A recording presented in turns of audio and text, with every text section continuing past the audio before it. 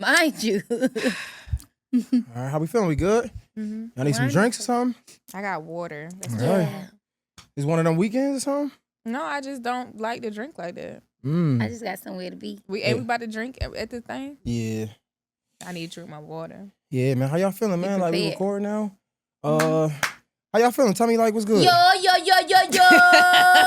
Yeah, I ain't got it in me right now. That's Pause. crazy. You ain't got no Every yo time in I you? do it, I hate them. No, Every time I do the it, last y'all couple don't times I ain't really been doing it. What's happening? What's Welcome happening? to 1% Better. You know what, Jamila? You and I are going to have our own. It's You Yeah. AKA, ain't you? Don't do that. Don't do that. What's that?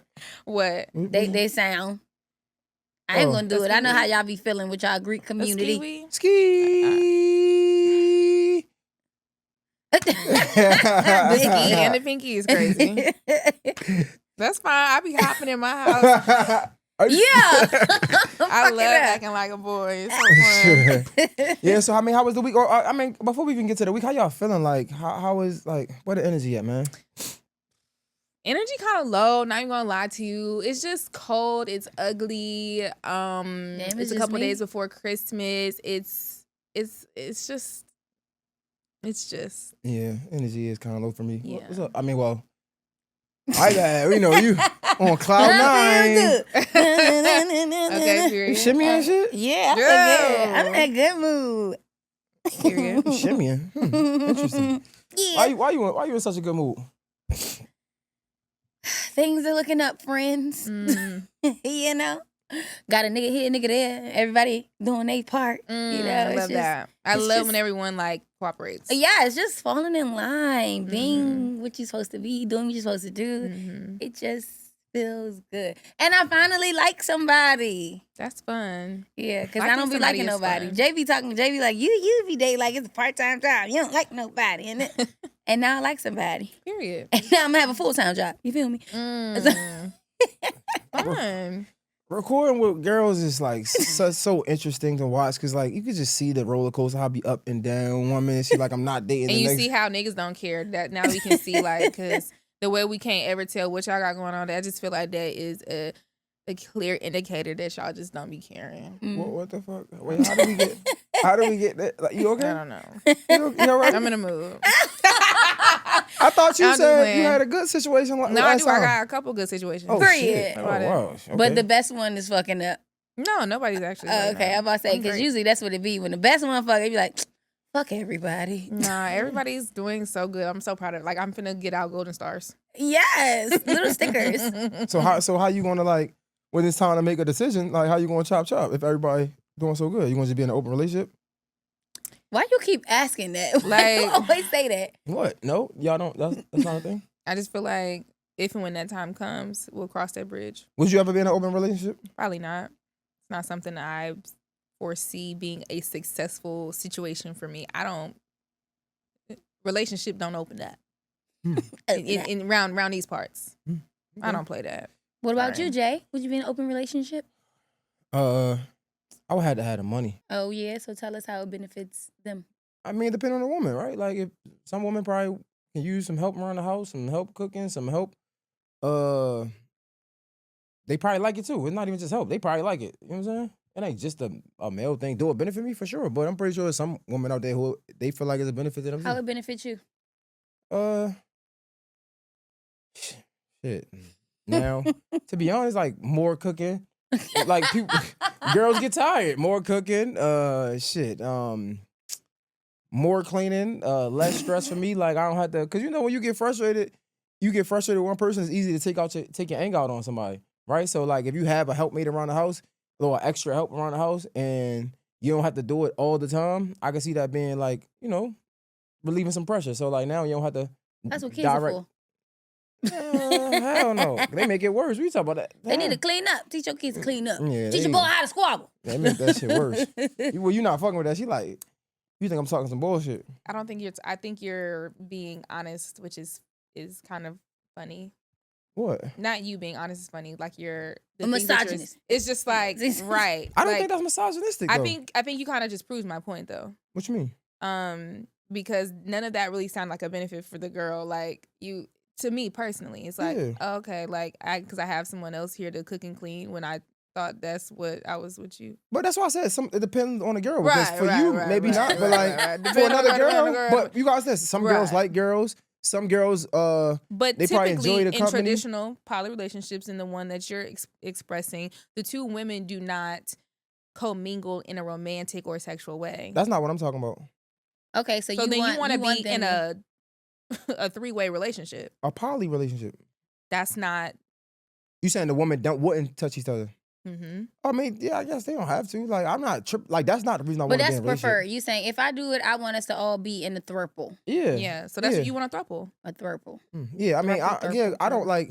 And if you don't like, I'm not like that's not a deal. I'm not like honestly. When I was younger, maybe like that was the reason I wanted to have a poly relationship. But as I got older, that was like the least of my worries. So are honestly. you saying right now that you're seeking a poly situation? Nah, not at all. Yeah, nah. I'm good. I told you I don't got the money right now. I was gonna say, but honestly, I feel like shit. The same things that I feel like that's what we don't have a lot of times in our community is we don't have to have poly. Like we could just have family, like a family unit. Like one of our moms come and live with us, and they help with the children and help. Why are you making that face? Your mom can't come. Yeah, no, my mama's not coming to live with me for sure. Oh my God. But like for those, well, my mom already said. I asked my mom before because I was like, "Do you want to?" I was like, well, as you get older, because her husband is older than her. So, of course, typically men pass before women anyway. He's already like 10 years older than her. So, she like, I'm going to have some years without him. So, I was just like, as you get older, like, what do you want that to look like? Would you want to, because we're not, all of us are like, her kids are spread out kind of. And I'm like, do you want to be in a home or you want to be living with one of us? She was like, hell no, I'm living with one of y'all. And I was like, well, at the rate that we going right now, ain't none of us buying no fucking property, baby. So where you think you living? She said, well, then y'all better bring y'all asses to my house. Somebody come live in this house. Get your family, whatever you got going on, come live here. Oh, yeah. Did you turn your what's name back on? I did that immediately. Oh. Yeah, I need my heat. Plays no game. Yeah, nah. At first, it definitely would be like, niggas be horny as hell. But as I got older, like, I don't need. Yeah. They don't even have to touch each other. But that's what I be talking about in terms of like the shared responsibility. Like I get that because I feel like, especially like your mom is retired. Like for me, like if my mom when she retires and it's like she don't really have too much to do, she ain't got nothing to do. Like she don't got to cook all the time, but she ain't got shit else to do. Go ahead, cook a little bit. My mom gonna be like picking up shit. That's just what she do. But if I'm coming in, we sharing it. This the load. I don't really see what you need another person for. The only other reason would be the fucking. You ain't fucking. I just feel like if you're gonna be poly, you should go full on and you should be polyamorous, which is where everybody can have as many, and it's more so it's open, free game. Yeah, is what she's saying. Like polygamy is very it's a very structured, male dominated and centered situation. I just feel like, you know what I'm saying, if I was gonna do that, I might as well also have me another boyfriend. I don't know. I seen one with this lady. She had 2 husbands. Yeah, and they be having, I forgot what they call them, but pods. I think they're called pods. Yeah, I'm good. And they just have different, and it's like these 2 are in a relationship, but these 2 aren't. But then these 2 are, then these 3 are in their own little. It's like it's so interesting. I love unique people. That shit too confusing. You and that's why and that's why they need a show, because I want to be. And there's like the one person I see on TikTok, she was breaking it down. I'm talking about she had a chart that showed like which quads and pods were intermingled, and I was like, now this is what I'm talking about. But that'd be the problem. It'd be like 10 people involved, and so it's like you 2 belong here, but then one of y'all go over here, and then it's 3 of y'all here. That's mixing and mingling. I'm telling you, but it's so intriguing. I'm like, wow, I love that for y'all. It's intriguing to look at. Because I would never. I'm about to say, but to be a part of. But to just watch and spectate. And then how do you have so many rules? You know what I mean? Like, what are the rules? They have boundaries. They have a whole ecosystem. There's no way you got no fucking boundaries. And I think they lived on a commune as well. So it's like, y'all are really doing it. I mean, well, like Sister Wives. You seen that show? Fuck all that. It's working for Neo. Fuck it. Y'all don't like Neo? His bald head ass. I think. Damn, shit. Y'all don't like Neo? She a mess. Neo is a great songwriter. He just got so many bitches, and it be confusing me. And I don't know something about it. I be like, leave me alone, Neo. I don't want to see all your ladies today. It's like it always just at first it was 3, then it went to 4. You know what I'm saying? Now? It's too many. He's being greedy. Yeah, you got too many bitches, and they all got his name tatted. And I just feel like, what are you doing? You I don't want to know. You hating? I don't want I might be hating. If the dick finna have me like that, I don't want it. I just be like, I didn't ask to see all of Neo's bitches today. Why? It just be really inconveniencing me, and I just feel like, Neo, I've had enough. Like, and I just know whenever he gets invited to really, really good shit, they tell him, pick one of them bitches. You ain't finna bring all 10 of them hoes. You ain't just finna be bringing a gaggle of hoes into this goddamn event. Have some class, because every time he goes somewhere, he be by himself. I said, oh, I know they told you to leave them gals at that house. And see, that's when you can't choose one. It's too many. You can't choose. Because then how you choose? Then everybody dies a fight. Oh, that's your favorite bitch this month, huh? I treat him like Deion Sanders treat his kids. Yeah, you got a favorite. You know, I got favorites that's depending on the crazy. day. You think they gonna stick around for when you say that? I don't know, bro. You know women. We getting catty. Fuck it. Yeah. I'm ready to fight. I might punch you in your eye. We ain't got no... I feel like if y'all, I mean, if you could get on the same page, like it's funny because I remember having a conversation with my ex about it's like a different segue, but I say this to say, if you can get them on the same page and understanding, you never know. Because I remember like having a conversation about a prenup, right? And at first she was like, "What you mean a prenup? And I'm like, nah. Honestly, I feel like a prenup is a contract to keep me integral as well, right? It's a contract to like I can put things in it like, okay, if I was to cheat or whatever, then you get this amount, right? If I don't cheat and we just go have irreconcilable differences. That shit fuck me up. Irreconcilable differences, right. Then maybe you get 20% because I don't think you deserve 50% of my business. You didn't. You know what I'm saying? But I would say 20, 25, and we can negotiate. Like if you want to make a lawyer, I wouldn't be mad at that. It could be kind of fun, but and I think you do deserve something. Money's crazy. No, I'm just saying I think you deserve something because now like you can't ignore the help or how helpful it is to be able to tell somebody your dreams and just even if them like supporting you, consoling you, like I do making think sure home and your family is straight. And I definitely think that deserves something. Yeah. But also in the prenup is a way for me to like be integral, right? Be a real nigga to hold myself to a standard. So like if we was to ever break up, I can't be like petty, like nah, is it written? But I say that to say she ain't believing that shit before at first. I mean, but at the end of the day, you could just be, if you're a real nigga, you be a real nigga anyway. So if you do fuck up, you could be like, you know what, I'm going to give her this because. Yeah, no, for sure. Yeah, and you got to be written. Just be real. It's going to be written around here. You want to do a prenup? Absolutely. Because of you or? Yes. She said, I'm going to be amazing. So you know what? Doing great I was things. going to always, I'm very, I don't know. I just feel like anything can happen. Yeah. Literally. So why not put some things in place? I feel like, I'm about to say, what would your prenup be about? Like, what would be the stipulations? Okay, stipulations. Let's see. First of all, anything that I created on my own, you ain't got no type of claim to. Period. Like, it just is what it is. And vice versa. Now, if we did anything together, any type of joint ventures, then I feel like 50-50 is fair or whatever. It is what it is. So nothing from your shit at all? Not even a little 10%? What you want my stuff for? But I also am not gonna. This is just my. This is how I imagine myself going into marriage. Obviously, things can change and whatever, possibly. But this is what I think I would want. I personally feel like I am of the school of thought where there's yours, mine, and ours. Not all.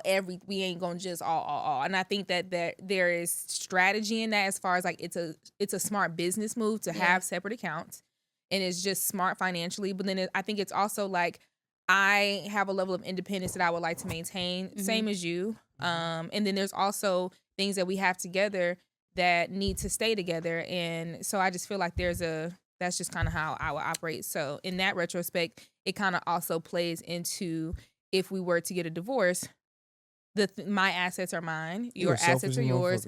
Our assets would then be split down. So what about women who? So how do you feel like women who are divorcing like these rich men that they shouldn't get anything?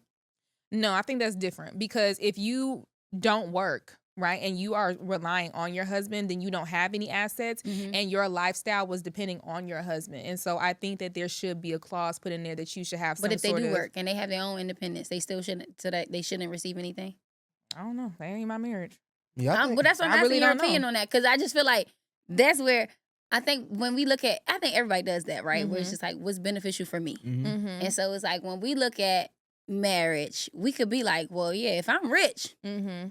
you don't get a piece of this. But if the other person was rich, you're gonna be like, I deserve a piece because I held it down. I've been present for all these time. And realistically, I think that what people neglect to see or point out is the fact that sometimes that marriage actually gets you to where you supposed to be. It's not even like, maybe they didn't come to work every day with you. They didn't do, but maintaining your home, without it, you probably wouldn't have the peace or the strength to get the things that you got done. For sure. You know, and that could go both ways. Or even just being in that relationship period keeps you from being distracted by all these other motherfuckers out here, right? Or just having that relationship might be good for your image. And so it's like they still play a role regardless. For sure. That's why I feel like it's different. I think it also, when you have children and you have grown up in a specific lifestyle, the goal should be to maintain a level of stability. And what that level of stability looks like depends on also how this is breaking off. You all of a sudden changing the complete lifestyle of you and your child because y'all are divorced, I don't think it's fair. So I think how can we make this split be amicable and the most structure as possible? And sometimes that does mean alimony has to go one way or the other. I'm just speaking on what I personally feel like would work best for me, understanding the position that I'm going to be putting myself in. Because even if I was to get married today, I would say the same things. I don't have wealth in abundance today. It's just about protecting my IP, which is really important to me as a creative. I think that's number one. And then I think it's also just about, again, a level of independence. But I know I have a lot of different I'm about to say, so let me ask you, things. so what if you, like right now, like you big on social media, right? What if you like got into a relationship and then it's like, I'm all lovey-dovey, and then you start posting him, right? And and he's not into it, right? He don't really do, but you do all the editing, but he's involved in your videos. He does whatever you ask him to do. I mean, that would be like a joint thing. Yeah, right? that's a joint venture. But it's on your page though, right? Because I mean, yes, but it's still a joint venture. Yeah, like if you're involved, then you're involved. But my thing, it's kind of like management. So my question would be, because similar to what she was saying, but a different route, whereas though, let's say you get in a relationship, right? And he benefits you, like let's say he popular, right? And then he gets you in rooms, and now you getting different interviews, or now you be able to get different on different platforms, and because he was able to help. Right now, that's not 50-50, but he did, or that's not joint venture, but he helped you, and you already had that. Like hypothetically, a podcast, right? Let's say he bring you in a room and he introduce you to somebody, and now like, damn, I just had a life-changing interview, right? So now it's like, yeah, it indirectly, well, it directly affects you, even though it's not his, it's completely yours. But I still don't think that you're entitled to the benefits of that. I think that what you do off the strength is what you do off the strength. Because we could say the same for you and I. We're not in a relationship. If I was to introduce you to somebody and that person helps you build something, I'm not owed any compensation. I'm not owed anything. No, I mean, no, you're not. I think I look at it like management, right? So even in management, I'm just learning this. Like even from the conversation we're having, like you do sunset clauses. So let's say if I have a manager, right, and you should understand. I know you understand this. I have a manager, and let's say me and my manager split ways. It could be amicable or not amicable. And the next 6 months, I benefit from the work that he did. Like, it's sunset clauses are put in contracts so they still get like some type of percentage because they did put a lot of work in, and sometimes you don't see the work right now. You know what I'm saying? So like, yeah, in a friendship, you probably wouldn't expect that, but when it's business, and like I think a lot of times we don't treat our relationship like a business, and it should be, and even friendships, for real, to be honest, because like if you introduce me to somebody, I should be able to like break you off, you know what I'm saying? Like, reciprocate something. Yeah, that's why they even say, like, I don't know what they talk about, how they talk about the dollar and how long it stay in the white community compared to the black community. And I think that's a part of the way how we can keep our money in our community by making sure we do reciprocate or give back, and so to say, in a way, whereas they're like, if you help me, like I should be able to pour back into you or give you a procedure. I don't think that hurts. And I don't either, but I also think that that's why I said there's 3 different types of ventures, and there's things that I do on my own that are probably going to continuously be on my own. I'm sure there will be things that my husband would do. And then if we have anything that's joint together, that would be within itself. And I think that's still fair. It's like, I'm not going, if I'm not asking for anything out of your personal ventures, the opposite would be the same for me. I think it's unfair for me to expect something out of his personal and his individual attributes, but not in the return. What I'm saying is, I think that I would like to maintain all of mine. You can keep whatever is yours. And anything that we do together, we split down the middle. Would That's you be an okay with ideal. saying That's no? an ideal balance. Would you be okay with saying no to certain opportunities or certain things that he would present you if it's like, if it's not worked out in the, I guess, the most business like minded way? Because I think about like how I've shown up in relationships, right? And then I feel like I got this short end of the stick because it's like I pour so much into this person, and I, connected them with this person. I've introduced them and I got them an opportunity. And now that they got this opportunity, it's helped them grow tremendously. And they have established this about themselves. And it's like, without me even bringing you here, without me introducing you to this person, you wouldn't even be who you are today for real. And so it kind of sucks because it's like a part of it feels like, when it ends, it's like I got nothing out of that. And I really put my name on the line, my reputation, my my time, my energy, everything that I could to make sure that you got to where you were going, because I was investing in you because this is a partnership. Right. So what was the question? Would I be okay saying no to what? Yeah, Would you be okay with saying no to something that somebody presented to you because that could benefit you? Yeah, that could benefit you in that way, because it's like, I guess it's kind of like, it's not a joint venture, but at the same time, they are pouring into you and giving you opportunities so that you can grow and elevate your own thing. I mean, it's such a nuanced conversation because there's so many different things that obviously go into all of this. And again, these are all hypothetical conversations anyway. I'm nowhere near getting married, right? Like I said, this all could change, but this is what my mind is right now.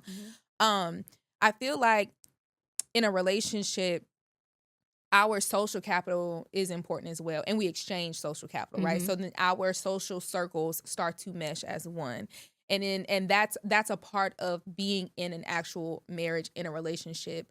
And so when something kind of starts to dissolve and you separate, that's also a part of it as well. Sometimes things get so bad that social capital starts to dissolve and it's completely segregated, right? But then there are also situations where people divorce and it's not this crazy big ordeal. It's kind of just like, we have decided to go our separate ways. We can maintain our social circles and it's not something that we have to really, really like pick sides and things like that. I think the assumption is if it goes bad. Yeah. And I think that's a good reason, again, to have a prenup, because again, this is something that's already put in place when we were both of sound mind, body, and spirit. Nobody forced our hand. So I don't even have to do this with you. Let's let the courts figure this out. And I think it's a protection for everybody, because when it comes down to things getting really sticky icky and people are really upset and mean, they do mean things. They do very vile things and they get petty and they get spiteful. I don't want to have to deal with that. And I've experienced that on a different level without even being married. I know the possibilities. I've seen it. I just would rather have something put in place just in case. Because I also am not living this fairy tale life of marriages last forever. That's always the goal. But I know shit don't be like that. I wanted to pivot though. Do you think the same thing as far as management? Like if you get a manager, they don't get 20%.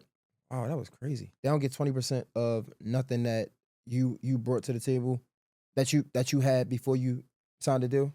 No, I don't, because that is a completely different relationship. A manager-client relationship, I am working for you, right? And the way I get compensated is through your earnings, right? So it's a completely different understanding, but it's also, that's still a contractual obligation, right? And so if things don't go right, there should be something within that contract to talk about whatever termination clause that means. You know what I'm saying? So it's just not the same. Although we're talking about how marriage is a business and its contracts. Yes, we understand that. But it's still not the same as a manager-client position, because I'm working for you. I am quite literally a part of your team in this way. And it's not even about being owed certain type of money.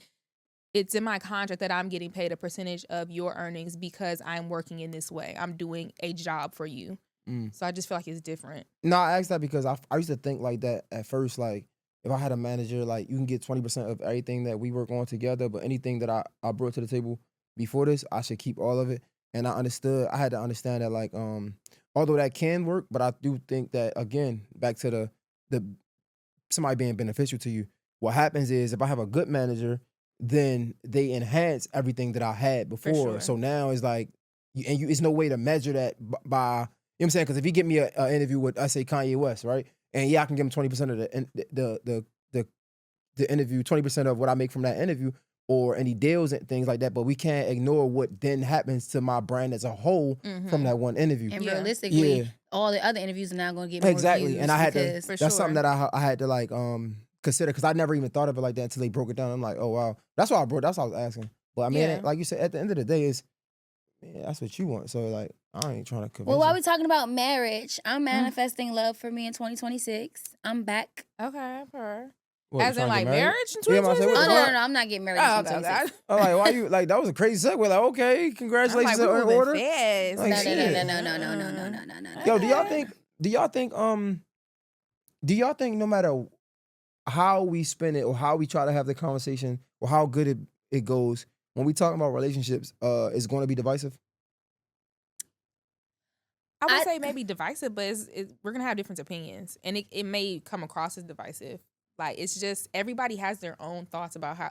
I honestly hate relationship talk on social media because of this, because I feel like everybody feels like they're an expert on relationships, and there's no way you can be an expert on my relationship and you're not in it. So it's like, I'm really just giving you my opinions on the way in which I want to be with a nigga, and you may not agree with that. And that's why he not your nigga. Facts, yeah. I don't know what to tell y'all. I don't be knowing what to tell folks on how to get. I don't know. I don't have no ring on my finger. Just take everything I say with a grain of salt. In my mind, it's like I fuck around, stop talking about it, because in my mind it's like I'm trying to have conversations so we can understand one another, right, and get on the same page and just have more like, just understanding.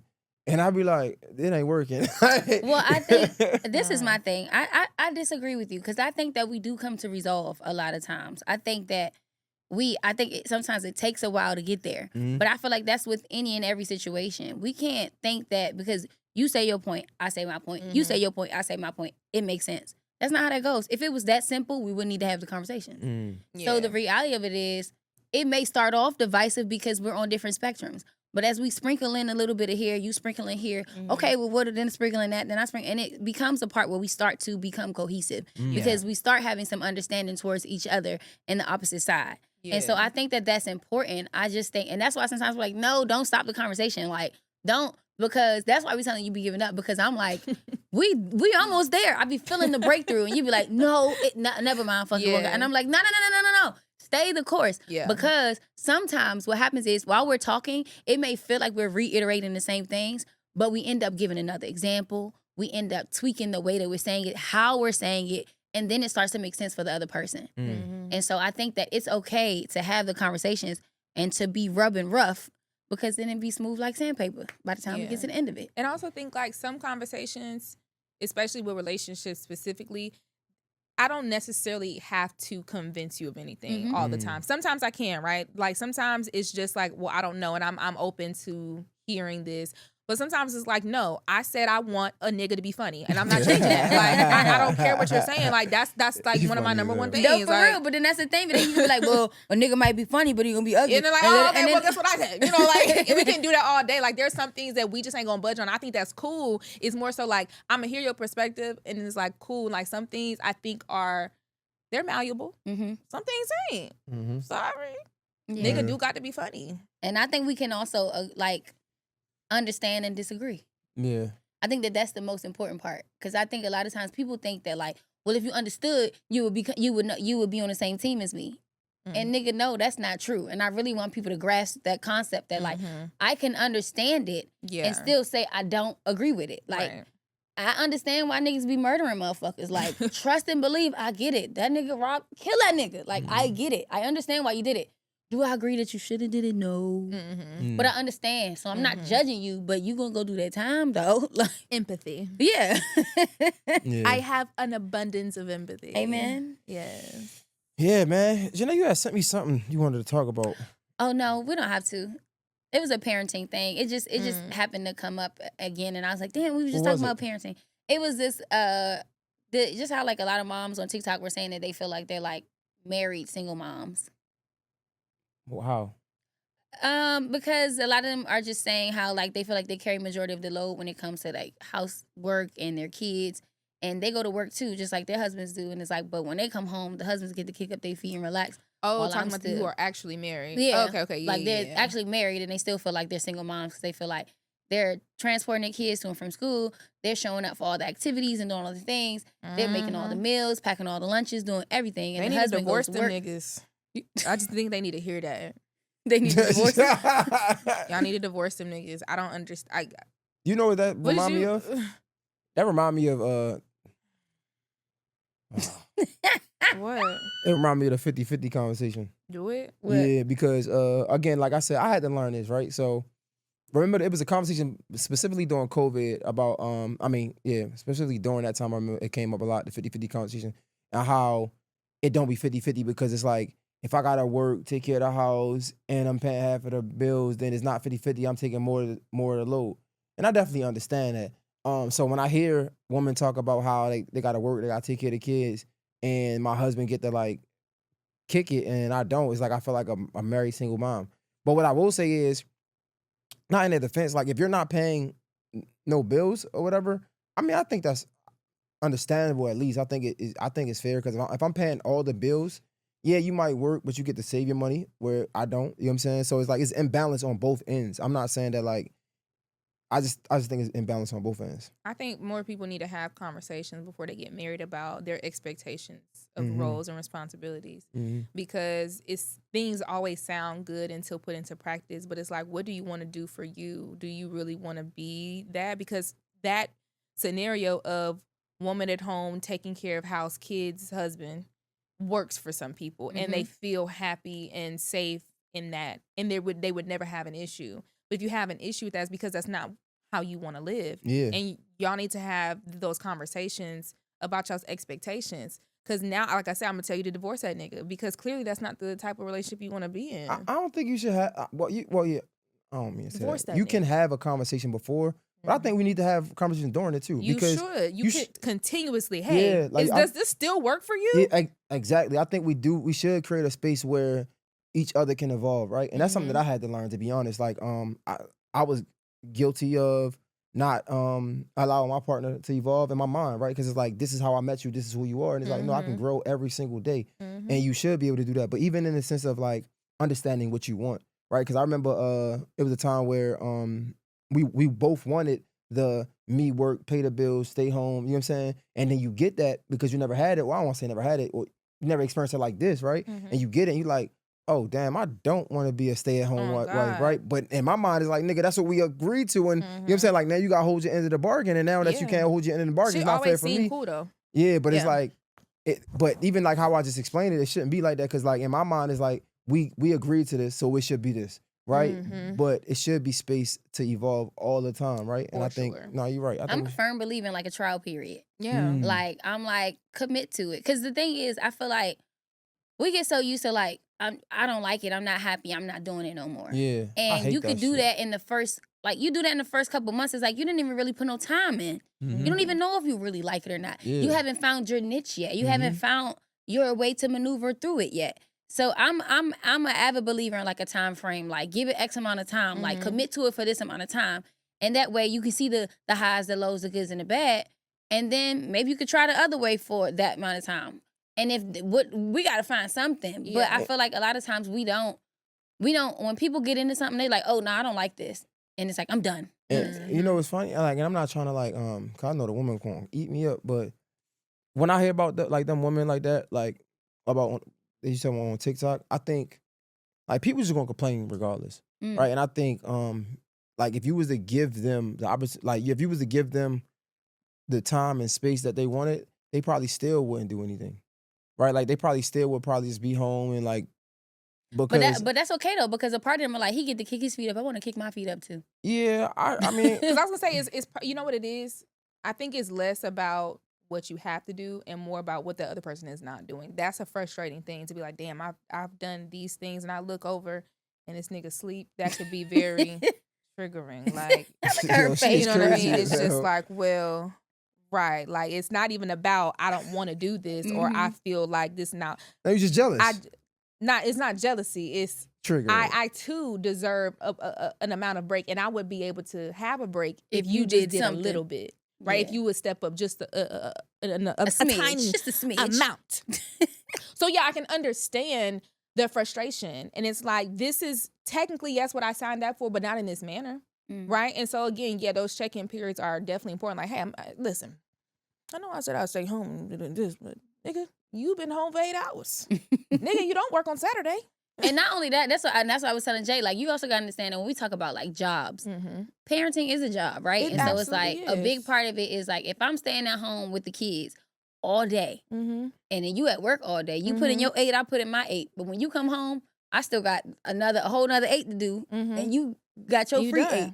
So it's like, do we start to share the last 8? Do you at some point? But also, let's like, again, I think of this because I have been in relationships and like I've had to learn and grow a lot. But let's be real though, even like for somebody that stay at home, right, with the kids, and do that thing.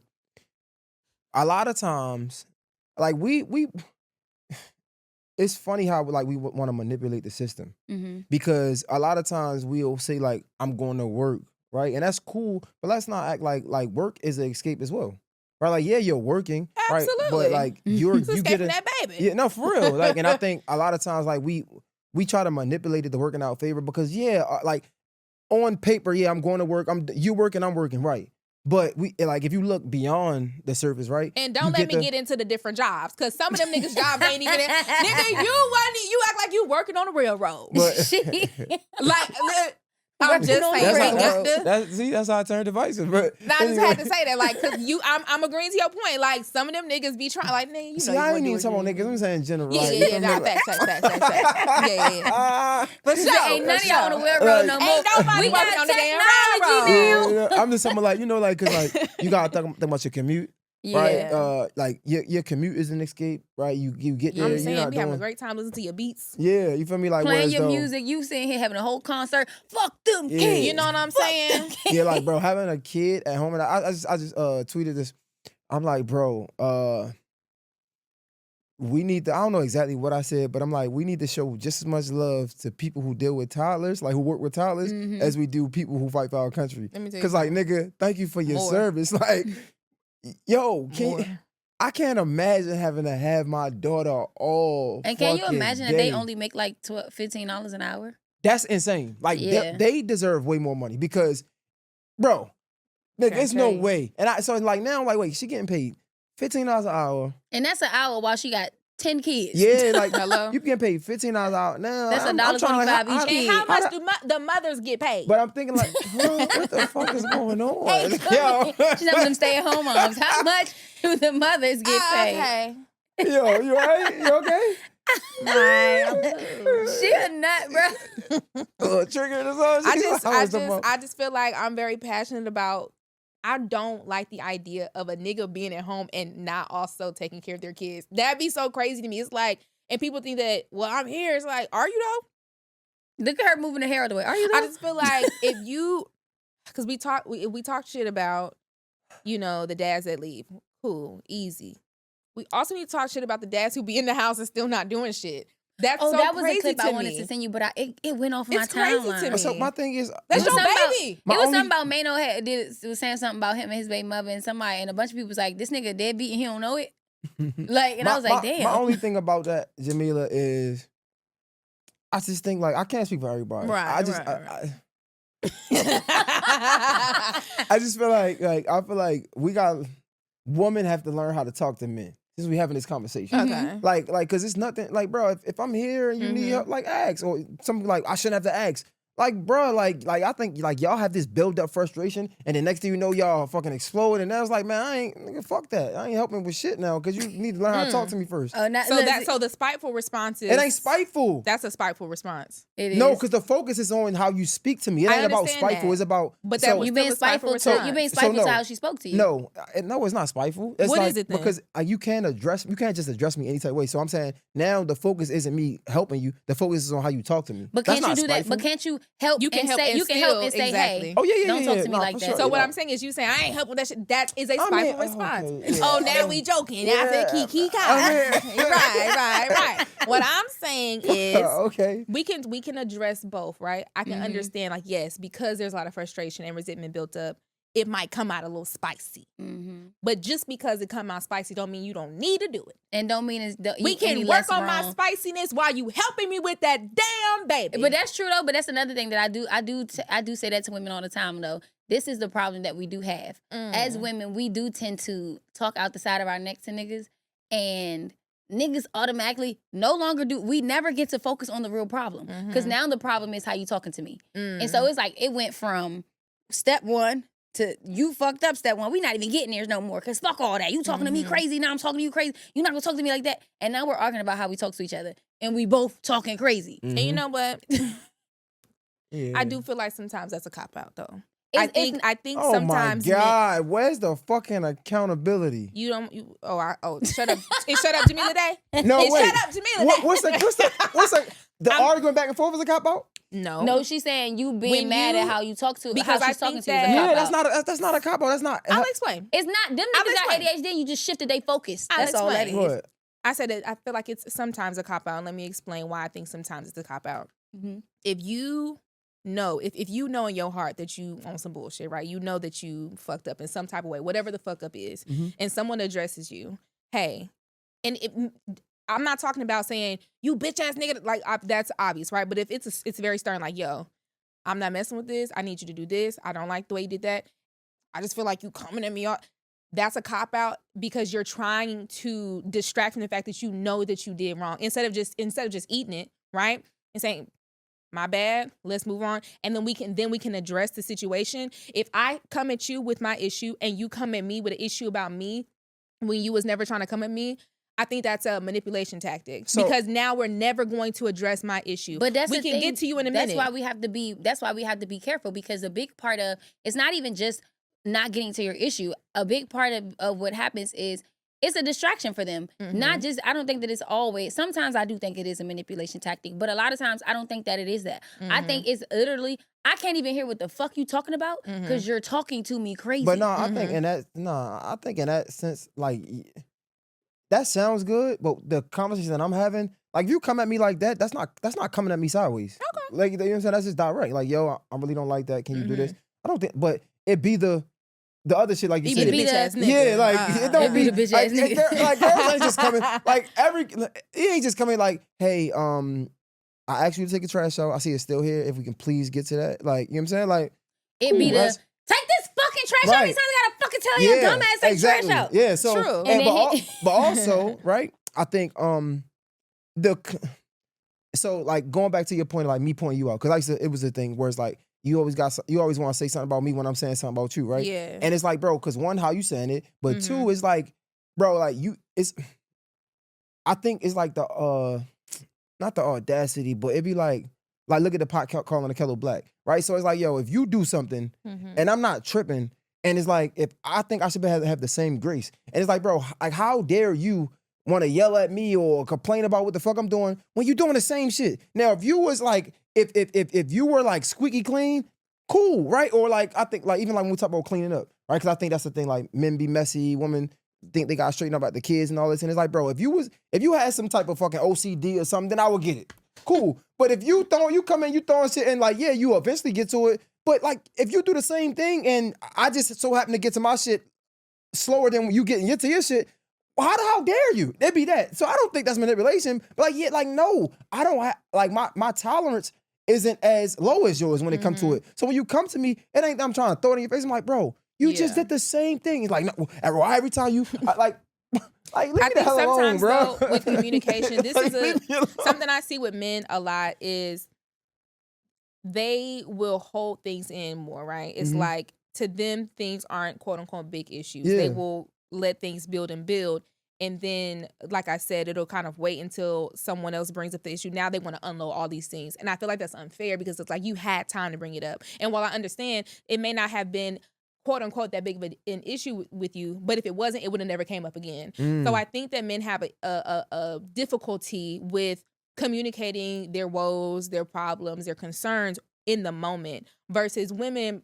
I think that we're kind of maybe more socialized to speak on our issues and our concerns in the moment. So it seems like we're nitpicking consistently, but it's like, no, I just want to speak on it right now, because I don't want to allow it to fester, right? Versus you might let stuff go. Now a month later, you unload it, and it's like, well, well, how am I supposed to respond to this? You never told me that you didn't like when my hair was on. I don't understand. Like, and I tell people that shit all the frustrating. time. I think that's another like communication issue where it's like people be like, well, I don't let things bother me. It's not that big of a deal. Well, if it's not, then don't bring it up ever. Because the problem is you allow me to do it all this time, and I'm thinking it's cool. Exactly. So then you're building up this repertoire within me that it's okay for me to do this. Then when you sit here and say, you always doing this shit, man, this, and you did it this time, and you're I'm caught off you didn't guard complain at that point. And it's hard to respond. At no point in time was it a problem until today. I didn't know I couldn't put my panties right there. I didn't know that. So now, you never said nothing about that. Now that you done reiterated, you passively reiterated that it's okay. Now you got to actively show me that it's not okay. So now you're going to have to tell me a couple times because I'm so used to doing it. And we don't have the patience for that, which is why I feel like when you don't like something, communicate it up front. Right then and there. Don't you I don't care if it's the smallest shit. I don't care. If it hurts my feelings even a little, if I feel a little concerned, a little uncomfortable, anything, so not to be that guy. I know.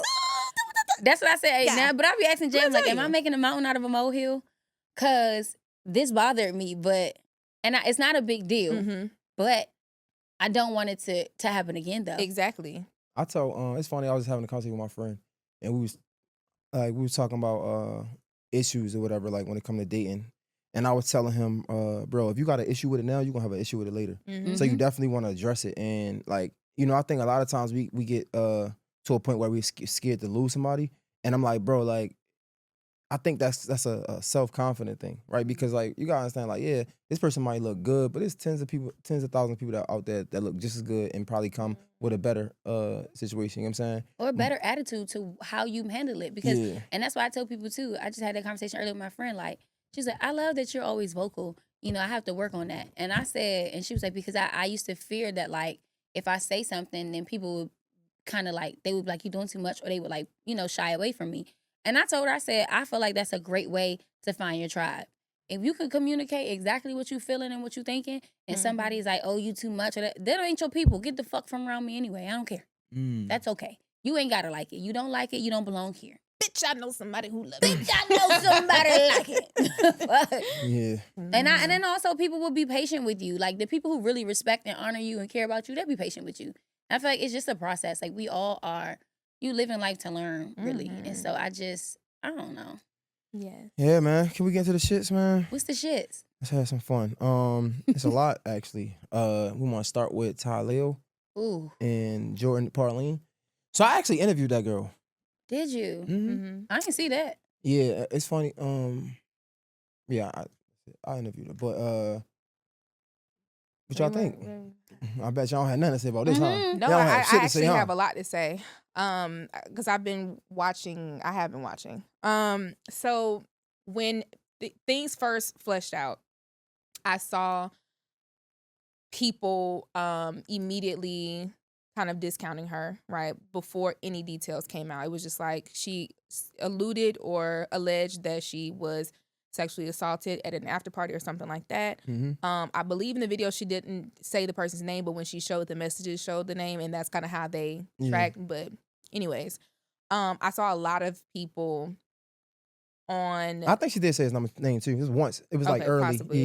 Yeah, it was early though. I saw a lot of people in defense mode over Ty Lil just immediately, but not even just necessarily defending Ty Lil, more so jumping on her and kind of just degrading her. And so I just thought it was interesting. It was more so it was an interesting thing to me because I didn't think that there was really much information to go off of. And I think it's irresponsible for people to immediately hop online and disparage people who claim victimhood. I think that is an irresponsible thing to do immediately. I think that sometimes you should kind of wait, because what happens is it continues this culture of not believing victims, specifically women, right? And it continues this culture that we have, that we're already in, of victims, right? So stay there. Cause no, wait. I wanna decode it. So okay. I'm gonna go into the beginning too, right? I like that you did that. It's funny. I think we was having this conversation. I don't think maybe it's not from my experience to say, but I'm trying to be careful because I'm trying to be honest, but not insensitive. Right. When women say like they feel like they can't come forward with these things, I don't see that. I haven't seen it. I feel like when women come forward, it's over for niggas. Like if a girl come forward, like we just jump to believe in her. So the fact that you said that is funny. When you say it's over for niggas, like if a woman was to say, mean? if a woman was to come forward and say, "Hey, he did this to me," like it'd be like your whole image is done. Can if you, you did, give I think me they automatically, an example? And not to, because I want to bring you to this point. Give me an example outside of R. Kelly. Jonathan Majors. Okay. Like I feel like anytime you see a woman come out and say something about a man, like we jump to her defense, right? So when I saw the at first and I seen people defending Talil, I thought it was interesting because I don't usually see that, right? And this might be playing into the whole belief that women believe that they can't come out because people take the men's side. I just never saw that. So I mean, you seen it with Megan Thee Stallion. Yeah, it's a lot of people you've seen it with. You probably just don't really recognize it. But even that, like the Megan Thee Stallion thing, is like, if you said something, right, and like it's holes in the story, or we don't I just want clarity, right? Yeah. That's all I'm saying. It's one thing to want clarity, but it's another to automatically say you're a liar, right? Okay. Or to automatically say you're lying about it happening.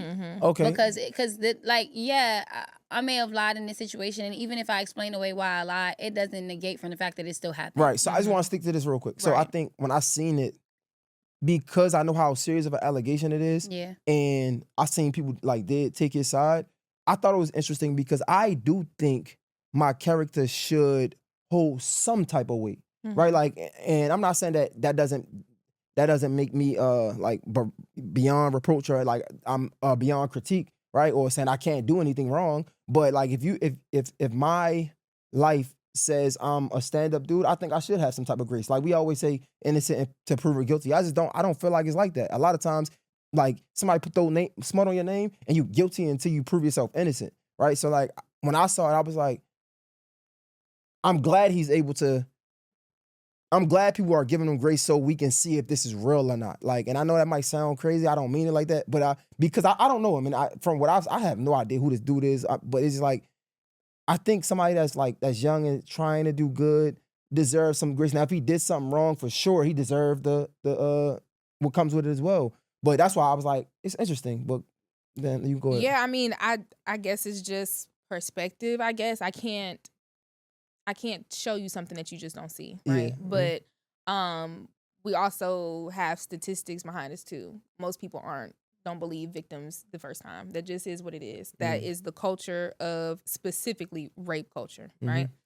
So anyways, I saw that and I'm kind of like, that's a typical response. And I made a video on that, but I didn't mention them because I think it's beyond them, right? I wanted to make an observation about victimhood, right? And so I'm like, the thing is when women or men, because people don't believe men either. It's a victim thing, right? It's not specifically just women. When men come out with accusations, a lot of men aren't believed either, right? But when victims come out, I hear the same talking points, and the talking points are so null and void to me. Like, oh, why would you come to social media first? What does that have to do with the situation happen, right? Because if they came to the police, you say the same thing. Oh, well, you just want this. So I feel like there was a lot of different points that people were making that didn't have anything to do with the situation at hand. It was just a society like observation. So I thought that was interesting. As time progressed and we got more information from both, what's her name, Jordan and Talil, based off of what I've seen so far, I think it is of my assumption to say that I think there was probably no sexual assault, possibly. However, I think that there's still empathy that should go for both parties in this moment. Let me explain why. For one, on Talil's end, to be accused of something like that is, and you're innocent, is a lot, and that's heavy, right? Heinous. And it is a difficult thing to dispute. Like we said last time when we were talking about sexual assault, unless there's camera evidence, unless, you know, it's hard to prove either way. And it's a really awkward situation. So I think that it's bad for him, right? And I think that we can all empathize with that. And on the flip side, I can also empathize with Jordan in the sense that she probably, just based off of the things that I've heard her say on the live specifically, that she went on live like the day after, or maybe like 2 days ago. So from that versus what he was saying, I can empathize with her on the front of anticipating you flirting with the guy, right? And maybe it's going well. And in that moment, or when things, you know, after things happen, you find out he has a girlfriend and you feeling like a level of betrayal. You feeling like, well, I wouldn't have did this if this happened. You felt finessed into it. But she already knew he had a girlfriend. But I'm expressing how I can feel empathy for her, right? Because we don't know all the conversations that happen, right? And then also having the girl call, and maybe she thought this was, I don't know, right? It's clear that she thought more of the situation than he did. I think that was made clear both off of the video evidence that he provided and the conversation that she had herself on the live, which is why she kind of went into kind of disparaging him after. And so I can empathize with that. I absolutely don't think that constitutes as sexual assault or rape. That's what I'm saying. I'm just speaking on an empathy level for both of them. I don't know how we got to this point. We shouldn't got to this point, but I think that the way in which people engage with conversations online is unhealthy. And it, for both parties, it creates a weird paradigm for people who are victims, as well as people who, I guess, experience false allegations. I think for both sides. I think the way in which people engage online is I horrible. think that I wish that she never took it to online. Like, if you're gonna accuse somebody of something, if you felt like this is what I experienced, have a conversation with them first. Like, and talk about, because a lot of times people don't, even in situations where it is coercion, a lot of men don't mean to make you feel that way. That's not their intention. You know, and I think that it doesn't make the situation go away. It doesn't make it right. It doesn't make it better. I think the reality of it is sometimes men don't know the line, and they don't understand, like, whereas I got to put the work in, or I'm pushing too far. And sometimes for women, it's like, I don't know how to say no and feel safe in this space. And so the same grace where it's like, I really couldn't make a wise decision in this moment. It has to be, you know, on both ends, I think. And not to say that situation was coercion, but I'm just saying in those instances, I think that when that's the case, when it's not forcible or it's not purposely like drugging somebody or something like that, I don't think that the intent is to make somebody feel that way. So when you do feel that way, I think it's best to have the conversation with that person, because it gives them the opportunity to actually reflect and say, damn, that's what I did. That's what made me. But when we don't have those conversations and we just take it to social media, a lot of times it feels more cloudy, because it's like, especially somebody with so much clout, because then it's like, and especially if this came to him like off, like out of nowhere, it's like, bro, what the hell? We was good, like, and this how you turn it out, how you turn up. And then all the stuff that he posted after that he was showing in his live, I was like, yeah, that's crazy to me. I had an attorney send. I didn't know nothing about it. I had an attorney send it to me, and he was like, I hope he sue her ass. If that was my child, I would have my child suing her. Yeah, I don't think you know, I'm torn. I feel you. I do. But this is one of them times where I want to put my emotions to the side, because I do empathize with both of them. I'm gonna be totally honest, right? But I don't want to, because I don't think I don't think that should be okay. Yeah. Right? And I think it's not to me, like, because that clear. he could have lost so much from that, sure. right? And it's like, no, bro, like, you need something, like, because if he didn't cover his tracks like he did, bro, like, come on, dog, like, that's bad. Like, you don't do that, bro. No matter, I understand, and because, like I said, like, I've been in situations where a girl get embarrassed, and it's like, now she want to go here and say these things. It's like, bro, what the hell? Right? So it's like, and I'm going to get to him in a second, but I just feel like, yeah, that, like, you should never do that. Like, and the fact that you can do that, and, like, man, that shit is whack. Like, you need, I don't want to say some time, but you need something, bro, because that shit is bad. That shit is whack, bro. Like, that shit is whack. Like, and I want to empathize with you. I mean, I understand, you know what I'm saying? Like, people, you know, like, we human, man. Things happen, and you feel like you got to do things, and you make missteps, and you make mistakes, right? But even still, looking how she carrying it now, it's like that arrogance. It's like, bro, like, he clearly showing, like, receipts, and you still just being, I think she just posted a car, like, talking about something, she don't even like black niggas. It's like, you just going in a deeper hole, like, you spiraling at this point. So it's like, and I think that's a good word for. I think spiraling is a good word, because I think it's a lot to have a lot of people coming at you on social media. And I'm gonna speak from that perspective, right? That is an experience that a lot of people cannot relate to. And not just coming at you. I'm talking about a lot of people were saying some real, and this is before. I'm talking about strictly before Tylil even said anything, right? I'm not surprised at the spiral is what I'm saying. I'm not surprised at all, because it's like, now it's like, oh my gosh, now, and it's like, maybe you did fuck up, right? But it's still a lot.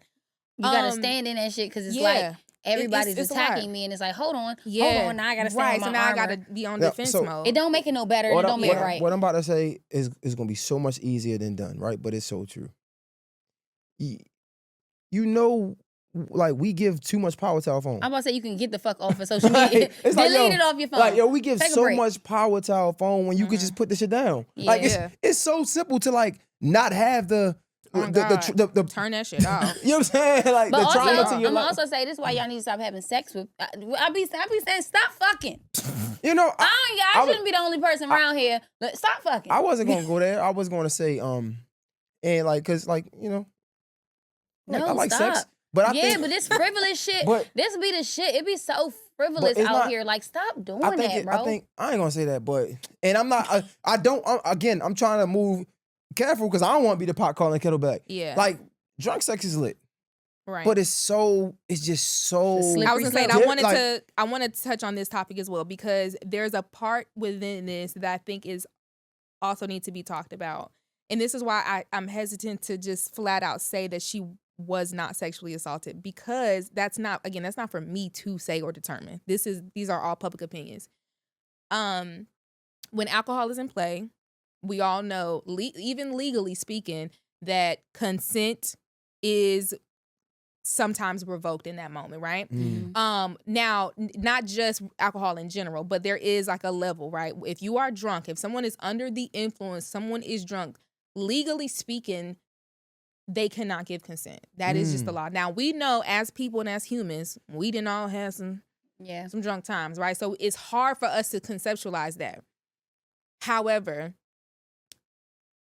because alcohol is in play, it is a tricky situation. But that's the thing, though. If they're both drinking, now it's non-consensual on both ends. So if you're that's gonna what I'm saying, but it's sticking drunk, on the. I'm just legally speaking. Yeah. Once alcohol is in play, there is other conversations to be had, and I'm just speaking on the front of when I want to talk about consent. Like, let's take Tylil and Jordan out of the conversation, because I think it's important that we talk about that. There's levels to drunkenness that I think everybody knows. However, sometimes people don't take the necessary precautions when engaging with sexual relations with someone who's inebriated. I think everybody understands if someone's blacked out. It's obvious, right? Yeah, facts. But consent can also be blurred when someone is drunk and also still able to talk to you. It can be. And sometimes you may not realize that until y'all are no longer drunk. Yeah. So what's the caveat to that? I think conversation needs to be had. Like, you should get verbal consent, especially when people are drunk. You should get verbal consent. And I think a lot of people don't understand how coercion works. And I think a lot of people also don't really truly believe in coercion. Can I say that? I don't think that a lot of people believe that you can be coerced into having sex. I think, and you know, it's funny because I look at rape culture differently than what you look at. I look at it as like our culture in general, right? And I think we create like coercion. Like, we create we create a standard of it. A standard of coercion. Like, you have to do this in order to you know what I'm saying? It's like, even like we are all responsible. When I think like how point, like when I think about growing up, right? Like I had this clip where I talk about like how men were always nasty, and how like I would hear sayings of like men talk about like, if she old enough to cross the street, she old enough to get hit. if she got grass on the field, then it's time to play ball. Like shit like that. Like those were sayings, but just as much as I gotta say, but just as much as no, like those are saying like it could be, and it might be a joke, but it's like, bro, it shouldn't even be a saying. Like this shouldn't even exist, them right? niggas was dead ass. But I say that to say just as much as I can say I can call out niggas for that, I can call out women because it was a time where I remember when I was a little older and women would be like, man, if a nigga ain't fight, if he ain't fighting for it, like he don't want it. I'm like, yo, this is crazy. Like, like my first no ain't like if a nigga take me for my first no, then he don't really. It's like want to be soft or it's like this is crazy. All of that, all of that is rape culture, and it plays into us not understanding how people get into situations. And I think what's also a really kind of fucked up thing with coercion or blurred consent is sometimes afterwards people don't realize that sometimes you don't know that you were a victim of something till after also. And that it's a hard concept for people to understand if you've never been in a situation. It's like, what you mean you just thought about it? It's like, no, that's a real thing. Like you didn't even realize that this happened to you. And what's even more fucked up is when you do, now you're flooded with all of these, emotions and things. And that's a lot. And the same thing happens to men when years later they realize they were coerced into having prepubescent sex. I was about to say I know a man who told me he said he slept with his teacher in high school, and he was like, now that I look back on that shit, I'm like, that shit is not cool, bro. He said at the time I felt like, I'm cool. Exactly. He said I'm 15. He's like, but as I look back, I'm like, that's trifling as shit. These old ass bitches, why are you trying to fuck on these little ass boys? Like I feel like I was sexual assault about like my babysitter. You know what I'm saying? I remember like seeing her vagina for the first time, and I'm like, so much hair down there, right? Like I didn't understand. Like, I didn't want to laugh. I remember saying that, right? But like I said, this rape culture, and this is the thing that I want to talk on, I advocate for so much because and I'm gonna try to have the conversation layered, right? I think and it might be systemic racism, right? Like all of it might come from that. But you look at the environments that we was in, right? Me specifically, I can't speak for everybody, right?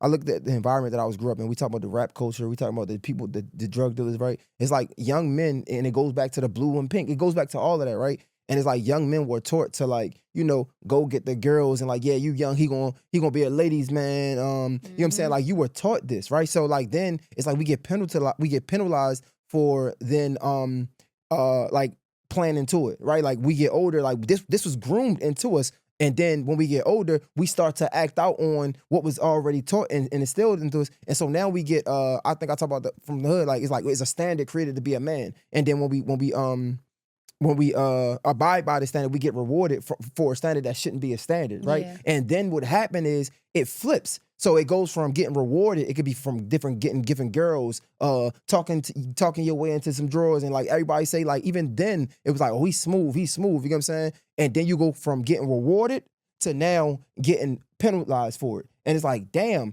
And like that's what I think is unfair. I'm not saying that women shouldn't be able to come back around and think of it. Same with men. Like, I just think it's unfair, whereas we can't have conversations around it. And even so much so, like I have conversations with my peers, and they be asking me like, why I be like talking about these things, because they be scared of like, man, you crazy. Like I don't want to get nobody no idea to come out. And it's like, nah, we got to have these conversations, but I'm also not scared because I can also say like, yeah, I was a part of a fraternity. And yeah, like when I look back on it, like some of that shit wasn't right. And some people might have some stories like, I know I never raped nobody, but if we had to be real, like if I look back on it, like, yeah, it was some sexual misconduct somewhere, you know what I'm saying? And I think men are scared to have these conversations because they feel like I feel like we should have spaces to have this conversation so we can learn. Yes. But what happened is, I think, and this is what I don't think is fair, and I don't want to like take the voice from women at all. It's just, it goes from having a conversation to know better so our youth can do better to like pointing the blame to somebody and like trying to like kick them while they down or put them while they down. Like, so I don't understand. I don't know how we draw the line or how we have the conversation. I think a big part of that comes from pain, though. Like, yeah. And I like you said, just men being afraid to even have these conversations, because it's like, if I admit that I did something, then I look like the bad guy, and nobody wants to talk to me no more. Now I'm ostracized. Mm-hmm. But I think that it's about us fixing the situation, and the only way we can fix something that's broken is if we actually identify that it's broken and that it's wrong. If I keep saying, like, if I look at it, I know that shit broken, and I don't say nothing, I can let you keep pouring shit in there. That shit gonna keep leaking. I'm gonna just let it work. Yeah. It's never gonna be able to do what it needs to do because we're not addressing it. So yeah, we do have to address it. And I think that people don't understand that a big part about people that people love, something that I love, is accountability. We love when somebody can own their shit and do better because it is what it is. And I'm not saying you gotta walk around with a scarlet letter and say like, oh, I did, but it is a thing of I did do this and I didn't know better and now I do and I would never do no shit like that again. For sure. I think it would do wonders. And this is crazy. It's gonna sound crazy. But hold on, before I say this, I'm gonna say, but this is where women have to learn forgiveness and acceptance and grace because a lot of times I can say like, and granted, I don't know, but I'll say like Chris Brown, for example. So many women hate Chris Brown till this day. They're like, they just talk about how terrible of a person he is and all the things. And granted, I know he has a long history of fuck shit that he's done, right? But it doesn't mean that he's still doing fuck shit now. And it doesn't mean that he hasn't owned it, apologized for it, and trying to do better. But unfortunately, what we do is we continue to say, you're that. You are your mistakes. Yeah. You are that. And we don't let you get past that.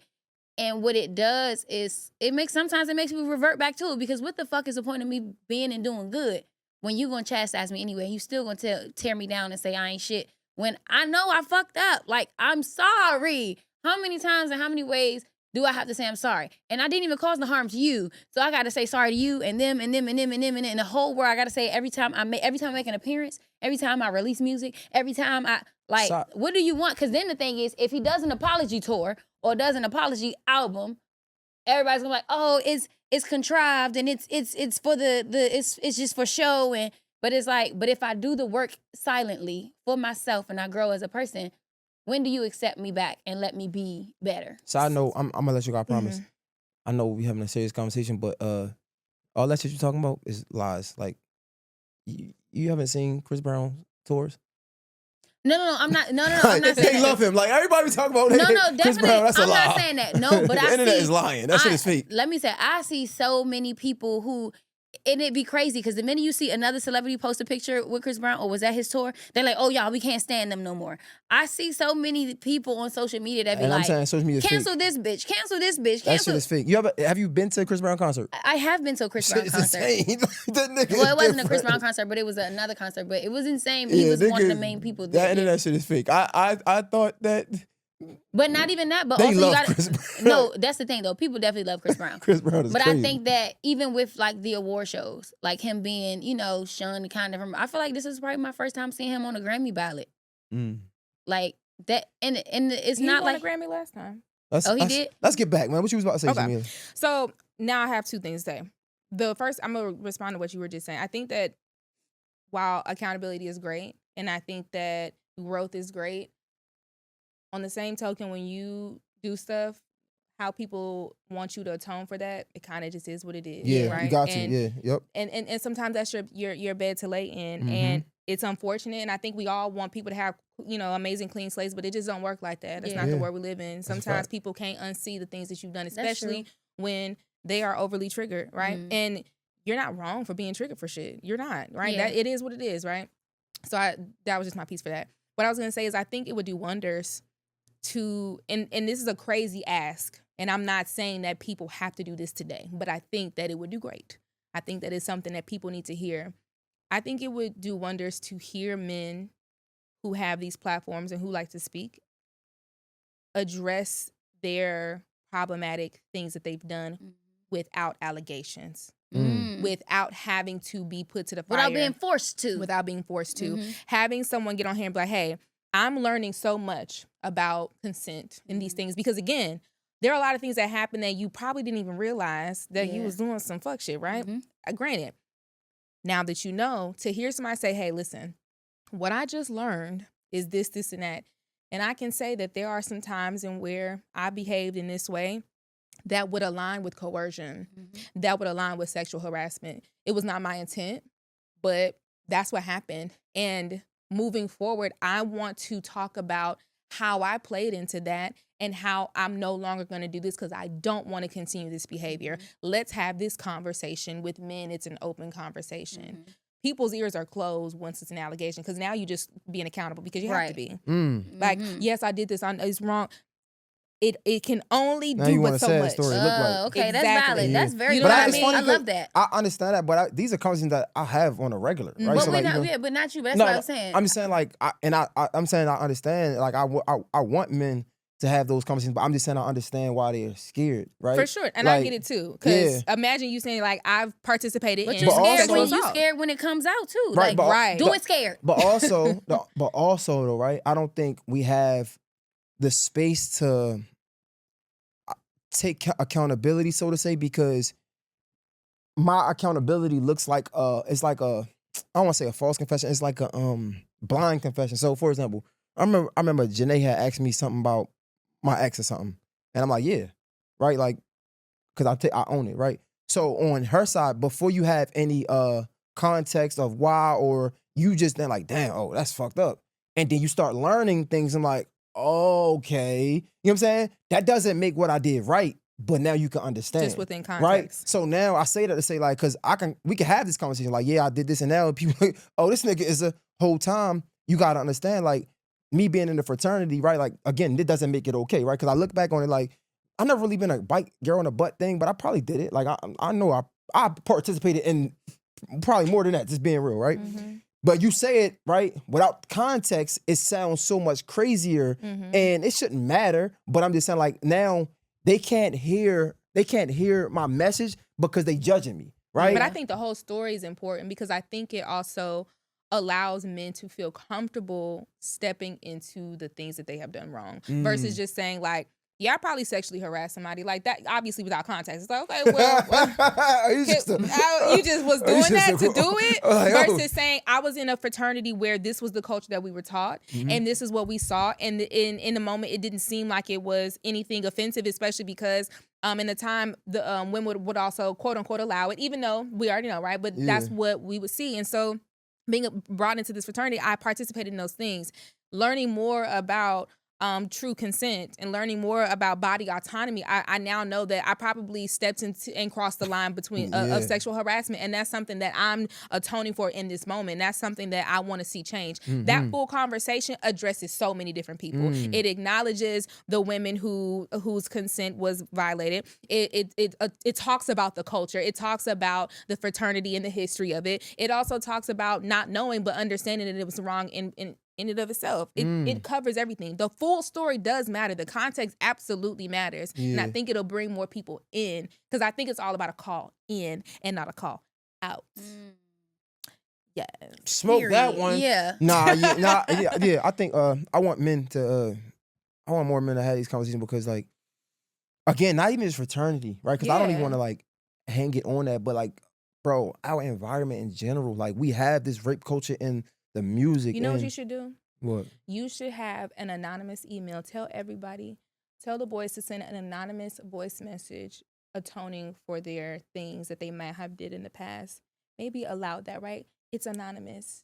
Send a voice note. We'll distort your voice. Tell us, dig deep and really think about as you understand rape and sexual assault and sexual violence and consent.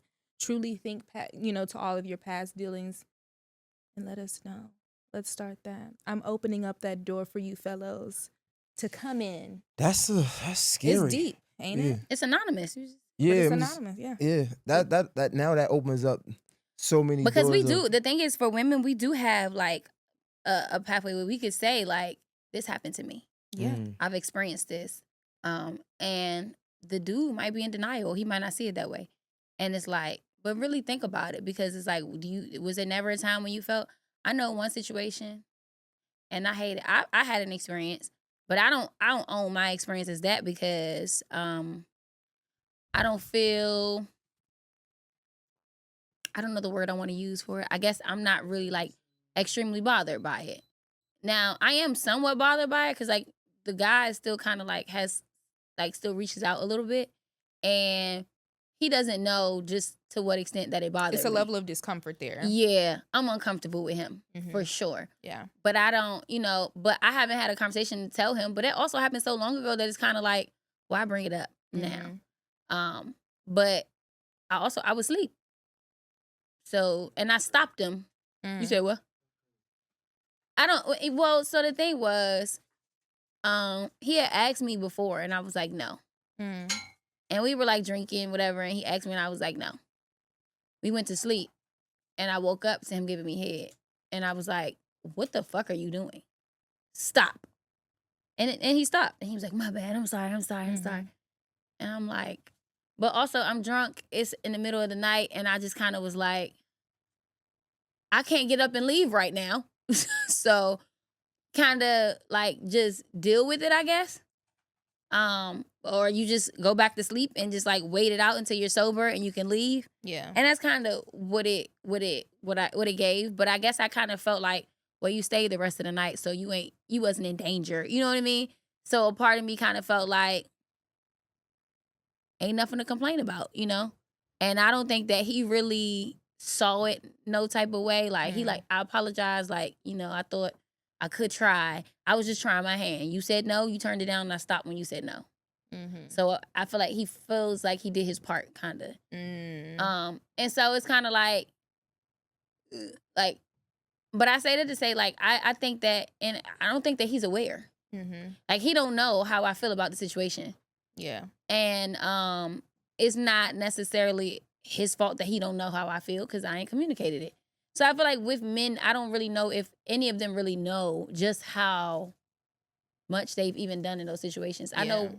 I know one situation is not my story to share, but somebody I know, we had a night and we was like celebrating a birthday, and the guy was like trying to talk to me, and I was like, no, like, you doing too much.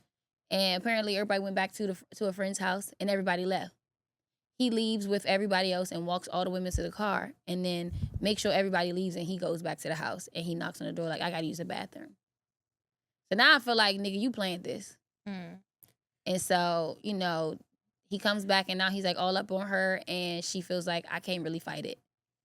And so she kind of like allowed it, but afterwards she cried about it, and she was just like, why y'all leave me here with this person? And everybody like, no, he left with us. We all left. He got in his car and everything. Everybody left. And she like, he did not leave. He came back to my door and said he had used the bathroom. And it's just, but he was in denial. Like, as soon as it happened, everybody was calling him out, and he was like, that she wanted it. Like, she was okay with it. Like, it wasn't like she was kicking, screaming, nothing. Like, she was, I guess for him, he was like playing hard to get. And they like, no, motherfucker, you said you left with everybody else. How the fuck you get back inside the house? And I've had this conversation on TikTok before as well. We have got to keep talking about sexual violence, because I think a lot of people think that rape and sexual assault is the boogeyman in the alley that has trapped you, and the lady is screaming and being forcibly put down. While that happens, that's not the majority at all. The vast majority of people get raped by people they know or have had an encounter with before. Motherfuckers is getting smarter. I'm sorry, because I definitely, like, these stories doesn't matter.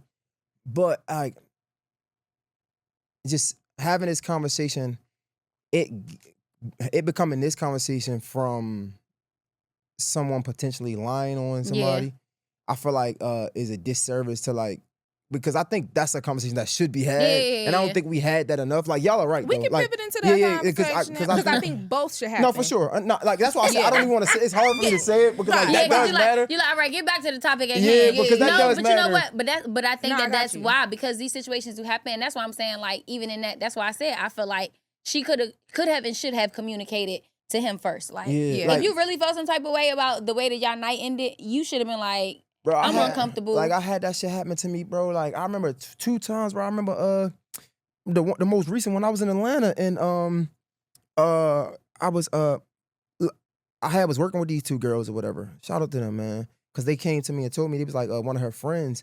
And the thing that I'm not upset with them, because I'm glad they told me, but I never forget, they was like, one of their homegirls was like, she don't like me because I don't know, I sexually assaulted, I don't know, right? Or there's some way, I don't know exactly what she said.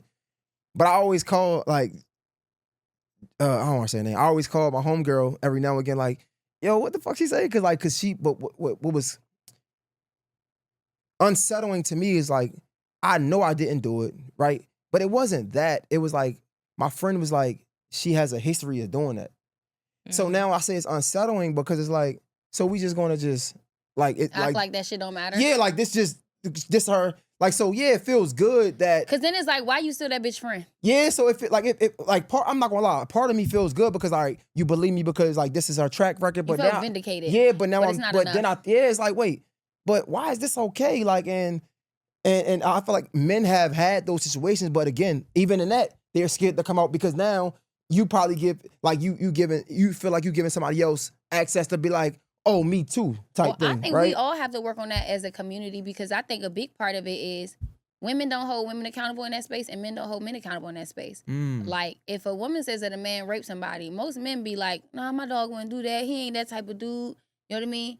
And a lot of times they stick beside him until it's like proven that like this is that right. And then it's always finding excuses. And I feel like it's the same thing on women's side because like, for you to say she actually got a track record of doing that, that's disgusting. Crazy. Yeah, that's crazy, bro. That's gross as fuck. Like, you're crazy. A weird ass bitch. And why would you want to be friends with somebody like that? I just can't. I can't see certain things. I don't want to be friends with certain type of women. A lot of things.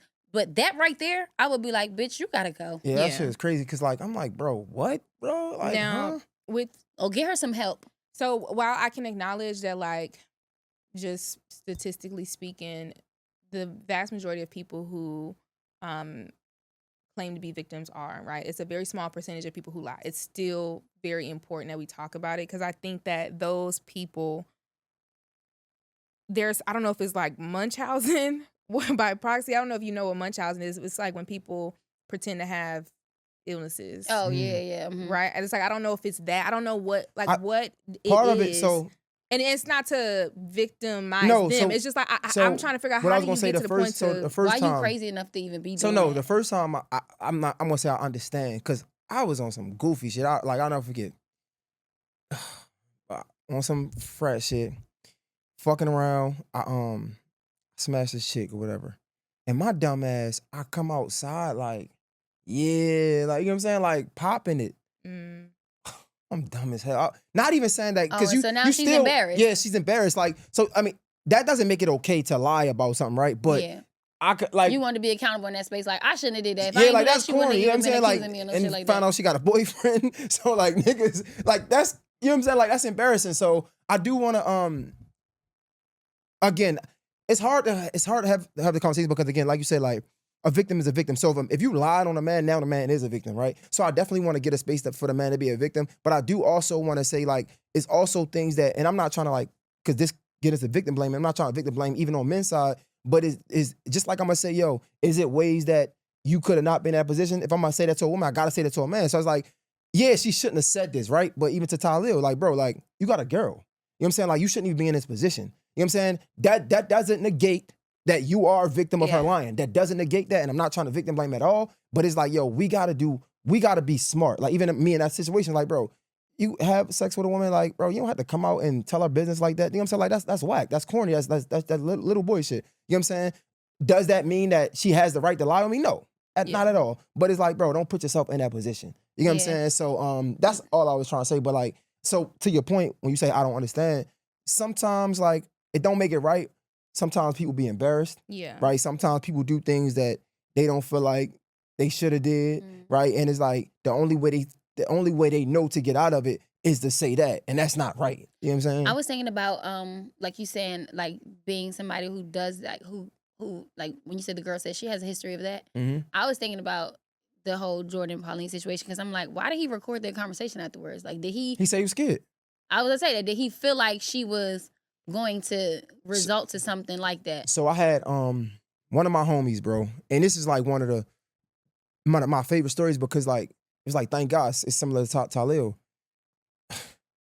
He was messing with this chick, and he had so happened to record it or whatever, and she lied and said like he raped her or some shit like that, and I don't know if he went to court, but basically he had the videos and they dismissed it because he had the videos, and it's like, yo.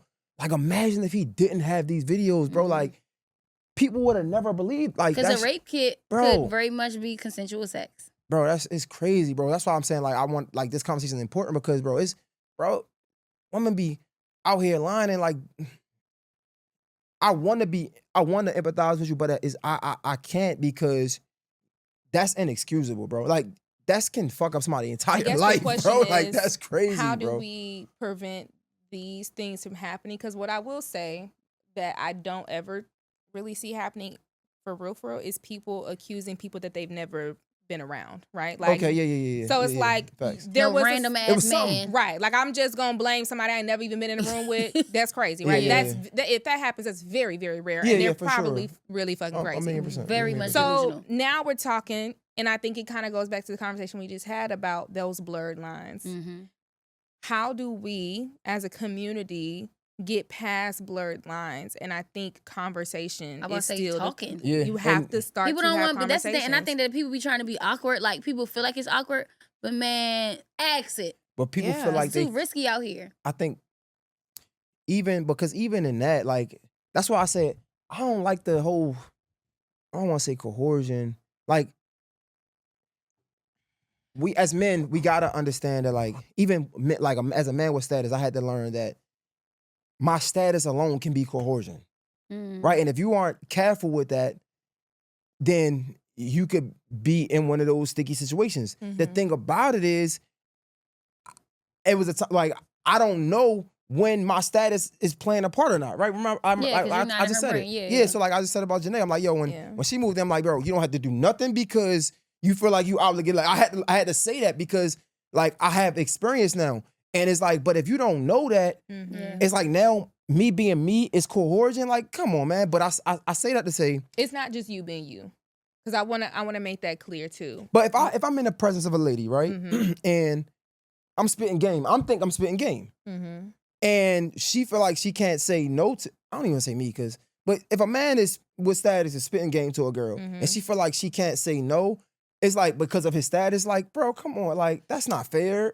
Like I think status plays a role, especially in terms of in terms of your goals and who you are and what you're trying to accomplish as a person. For sure. So if this is just a regular girl who is she's out and about, a status wouldn't, if she didn't have a goal with it. So it's kind of like with people in the industry, right? Like they could be talking to me, like, and that's another thing. Like sometimes I feel that discomfort, where it's like we can talk and we can have a conversation. And I'm going here to network.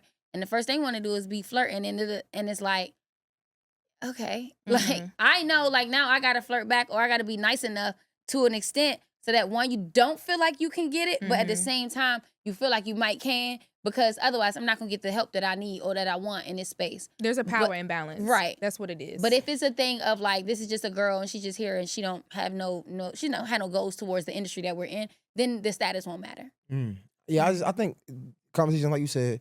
But also having a space to, I don't think we have space to mess up. Like, I feel like everybody's so judgy. It's like they so quick to point a finger to somebody and what they're doing wrong. So like now people don't feel comfortable to have these conversations because this is opening up the door for y'all to belittle me or the words you said earlier. Like this is opening up the door for you to now. Yeah. You know what I'm saying?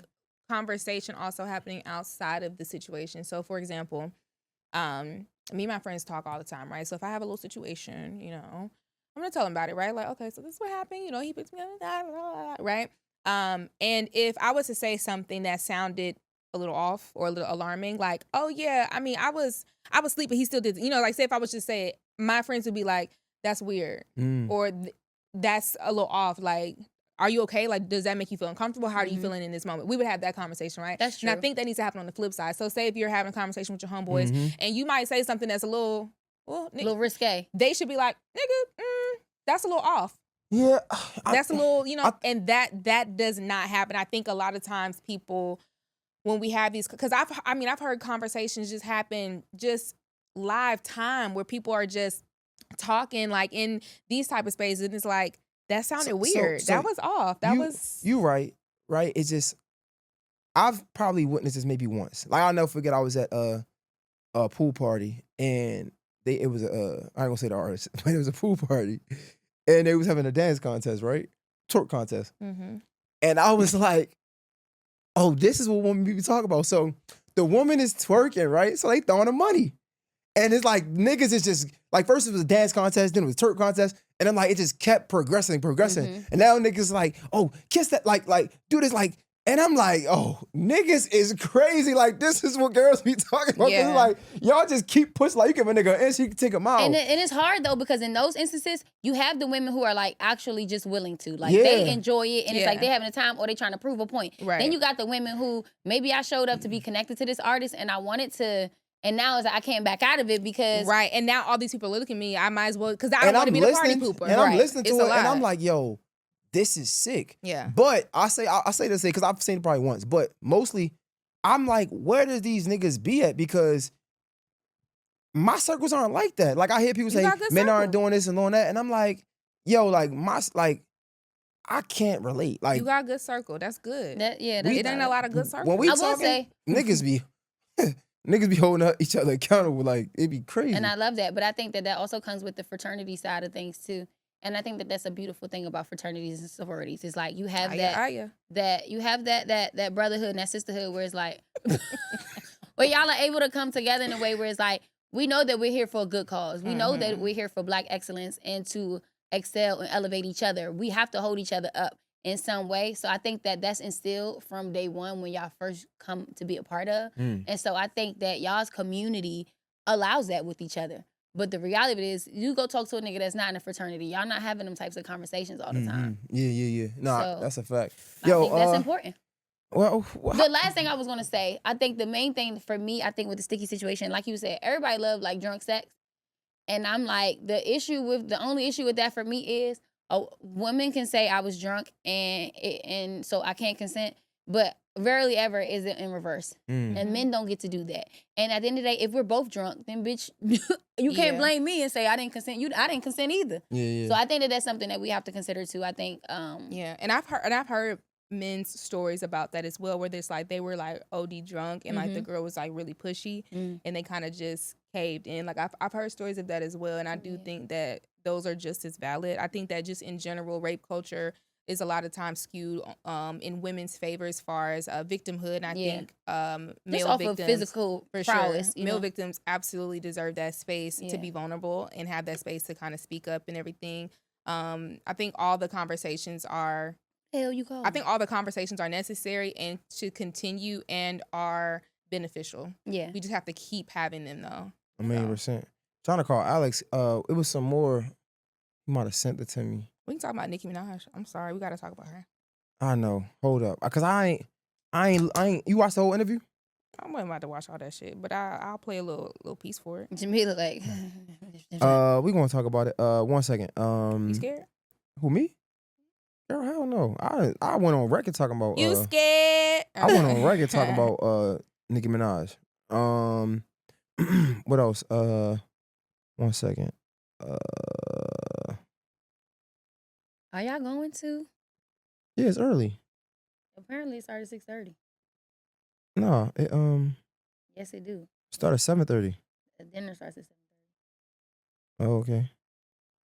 Who you got that's going, huh? You know who I got that's going. I thought she wasn't going. Oh, this is gonna be funny when we pop out. Hey, Jamila, we about to pop out, shorty. Why would that be funny? You want to be messy? Nah. Oh. I'm staying home. take me away, man. Go ahead. I was going to talk about the Young Thug and Mariah. Yeah. Okay. Hey, yo. Bro, why people giving her so much trouble, bro? Come on. I ain't giving her trouble. Well, what was the snicker about? I just thought it was funny. Why? Because I just think it's funny. Like, I think that, you know what I'm saying? I thought it was funny. I thought the engagement was funny. I did. She blew on me. I'm sorry. I laughed. Like, I don't know the relationship. We don't know the relationship, but I do know what we saw. And I think that what we see is kind of like, I just think it was awkward. Like, I think it's awkward.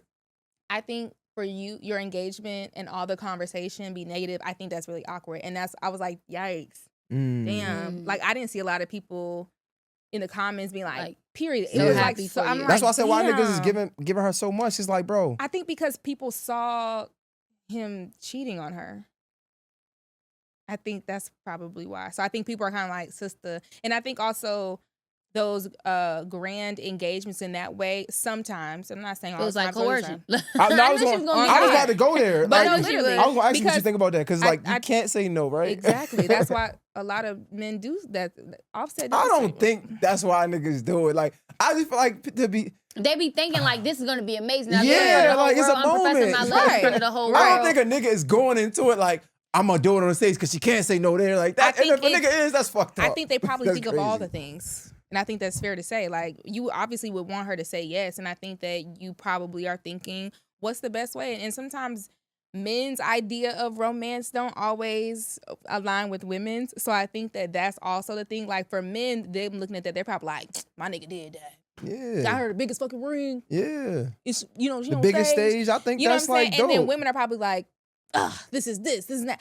I don't know. This is not my nigga. This is not my relationship. So I don't have any thoughts behind them getting engaged. I think that when we talk about the cheating thing, yeah, I think that it was so long ago though, and she's forgiven and you know what I mean? I think that it's just, I think that it was just publicized recently. Yeah. But the reality of it is like, I guess since he been home, it ain't been that. You know what I mean? I'm sorry, it's just funny. And granted, and the cheating that he was doing was on the fucking phone. Like, you wasn't fucking nobody. Wow. No, that's not what we heard. That's just not what we heard. No, I mean, while he was locked up, y'all. No, I'm saying that's not what came out. He came out like he apologized for it. Yeah. No, he didn't know, but he said before he went in, he wasn't fucking nobody while he was in there. Oh, no. But that's what I'm saying. When he came out, yeah, he was saying before he got locked, he was like, I just fucked that bitch. Like, yeah, he did. But I'm saying that was so long in that time frame. You know what I'm saying? Like, he was locked up for a minute.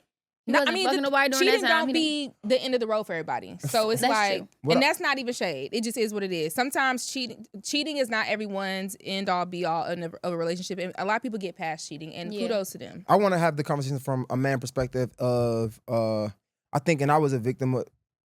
A victim is crazy. I was a victim of being a cheater and trying to recover? No, not that. No, I was subjective to like this thought process. I just hope he didn't propose because of everything that's going on, right? Like, you feel like you got to because it's like, you think that's gonna fix everything. Yeah, well, but that's the thing though. What if it is? Because remember, we talked about if somebody cheats on you or does you wrong, and the way that you want me to forgive you, gotta forget. I gotta receive what I want in order for me to forgive you. Yeah, but not even that. Like, it's been times where, like, a while ago, where I remember, like, it was a specific amount of time in my life where I, like, two of my girlfriends or the fake girlfriends at the time, I asked them to be my girlfriend right after like an argument or something. Like, man, just be my girl. I'm gonna prove it to you. I'm gonna show you. Like that shit is stupid as hell. So it's like, I hope that, because I can see how men. This is a distractor real quick. Yeah, like, is that what see, it is? bro, no, I'm not saying distract. Like, y'all are sick. In my mind, that's not a distraction. What did you ask for? It's like, I want to show you that I care. Right? So, like, you talking about this other chick and like, man, I was just fucking them bitches. I was going to get right back. I would never marry these other hoes. Yeah, let me show you. Prove it. You know what I'm saying? Like, but I'm going to still fuck them, though.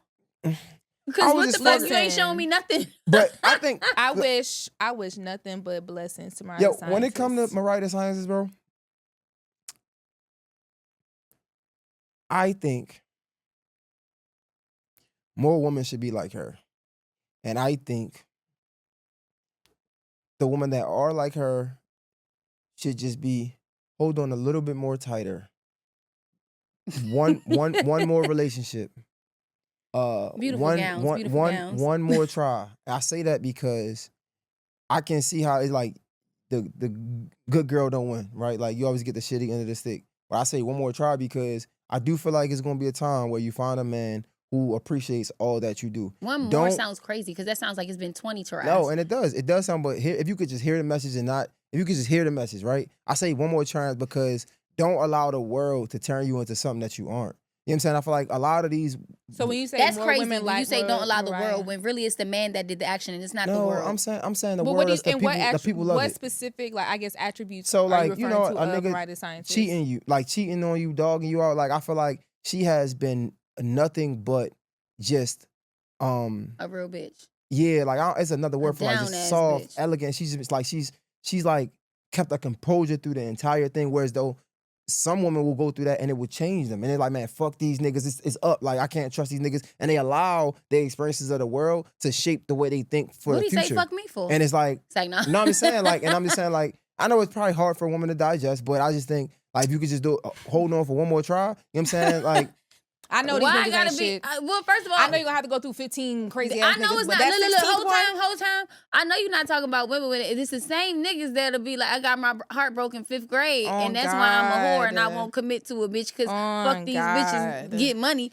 All I'm saying is Why we y'all need more can't be- Mariah DeSantis. I think she the way she kept it together. I think she deserves the world, and I say that because like you know She like does deserve the world. Yeah. and I From think somebody who respects her fully and I think and will give her that. And if that's amazing. Okay. And if it ain't, I hope she find them.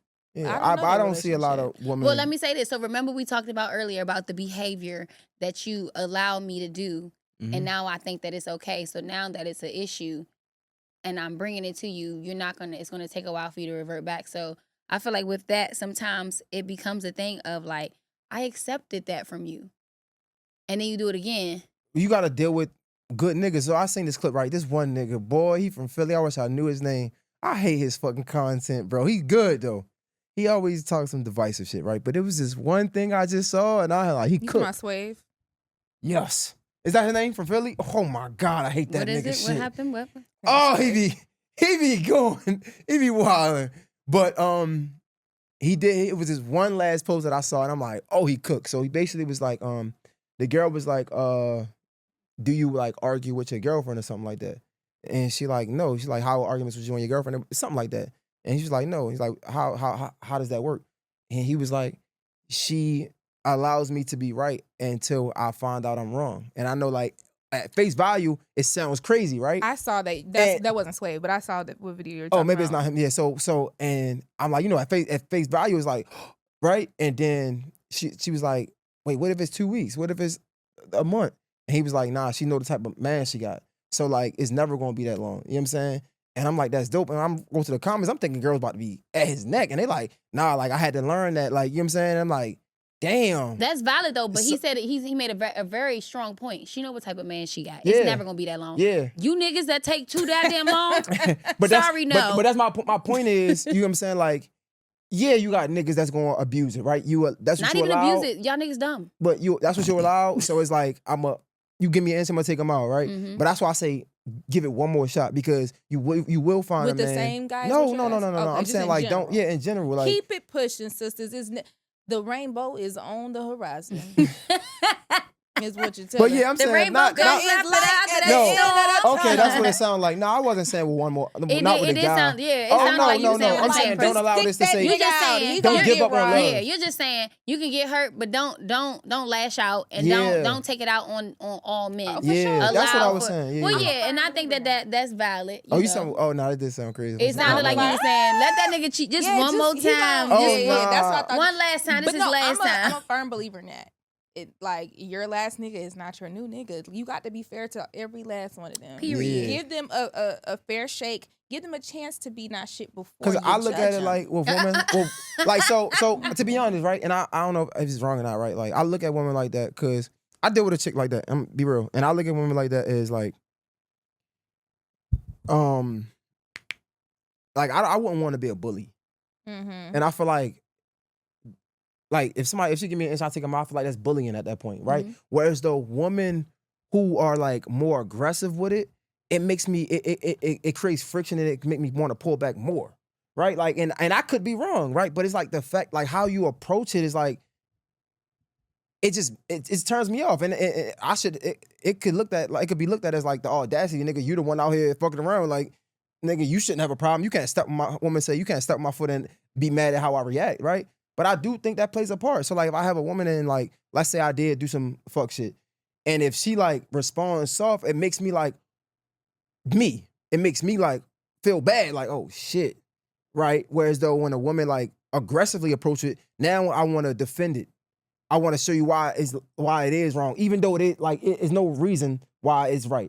But now it just makes me want to defend it. Whereas though the other approach, it makes me like it make me feel bad. It like nah, I don't never want to do this again because like it's really hurt her. I see how she like, and I don't want to do this to her because I don't think she deserves it. But that's you though, right? Everybody don't operate like that, so every man don't feel that way, and every man don't react to punishment in that way. Remember, I said like if somebody does something, you say like I'm disappointed in you, that hurt me.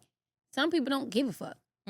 So you shouldn't be with that nigga. I'm sorry. But you shouldn't be with nobody that's hurting you regardless. Because the thing Yeah. is, the reality is, you knew it would hurt me before you fucking did it. Because you knew the rules of the game when you signed up to play.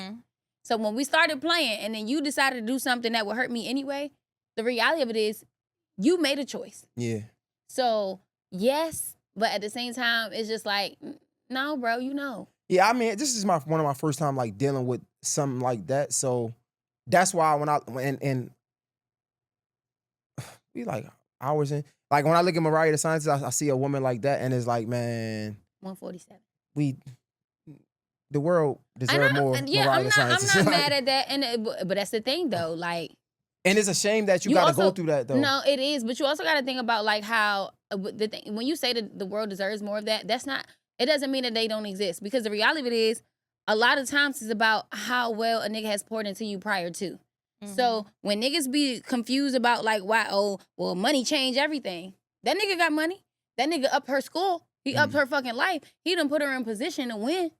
Without it, imagine if he didn't do shit for her. Yeah. And she was just a bitch that, you know, didn't get no name, no nothing.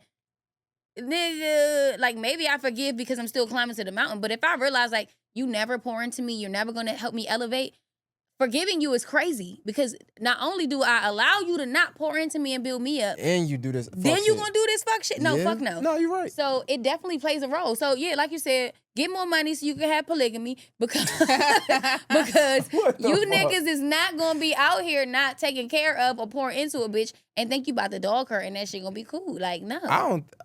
Just don't be dogging. How much y'all think no, that don't be ring dogging cost? nobody. But I do think that. Oh, I don't know. I ain't see it. That was the goddamn. Really? Because the ring I saw, I didn't like it.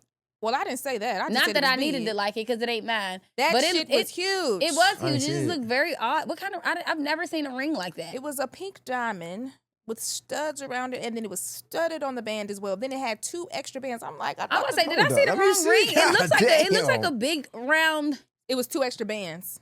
Okay, is that what that is? Yeah, he had 2. It was 2 bands on it, and I was like, I thought that's supposed to come at the wedding. Yeah. See how you skipping steps, stuff. She gonna have her whole finger. Damn, this right here. Let me see. Yeah, that's the ring alone without the bands. She's huge. Oh, well, see that I saw was that part is pretty, but I didn't see it just that. Yeah, he had the 2 extra bands with. So I was like, oh, okay. I'm like that's bigger than the finger. Yeah, it was. That shit went up to her knuckle. I know. Oh, that it is shit right here. heavy. God damn. Yeah. At first I didn't know what it was. I was like, what's all them damn stones? It's to the knuck. Yeah, she can't even fist it. What he said? He said, you can't put your hand in your new purse. I mean, he she did got right to walk though. around like this. Listen, I'm not mad at him. What he say? What the video said? It's like something about how big you want how long? He's like, how big of a ring do you want? How close do you want the man to be before he realizes I'm engaged? Little ass rock, he coming up close. It's like I hate that she was so right. Like, bitch, fuck you. That shit was fire though. It was. And everybody know that bitch engaged for Yeah, sure. You see this shit from down the block. Facts, That bitch got a ring. Hey, you better not. Yeah. Hey, you can hear that bitch coming from around the corner. There's no competing for that. Yeah. Niggas will see a bitch with a ring and be like, I could buy you a bigger one, baby. Come here. Yeah. Jamila, take us away, man. Come on. That was intimidating. She did that. Shout out to Mr. and Mrs. Thugger. Go ahead. Yeah. Go ahead, man. Oh, with Miss Nikki? You excited. It's like Miss Nicki Minaj. Yo. Nicki the boss, Nicki the whiskey, Nicki the Harajuku Barbie. It's like all about Grace turned into like this just disappointment, bro. Listen. I'm so disappointed in Kanye West. Yeah. I hate that. Hurt my feelings, bro. Nicki Minaj is one of them. Even Lil Wayne, like Lil Wayne ain't do nothing crazy. It's just like he just went out sad. Far as so, how did Wayne go outside? No, he ain't do nothing. I'm about to say, don't include Wayne. Wayne ain't done shit. Wayne, you doing just fine. I wish he would have stepped away from rap sooner. Oh, so people, I got you know what I'm saying? Because like he's a goat, bro. I think a lot of them chase. I don't give a fuck what nobody said. He's still a goat. There was an event hosted by Turning Point USA, and Turning Point is the organization that Charlie Kirk, who's now deceased, dead and gone.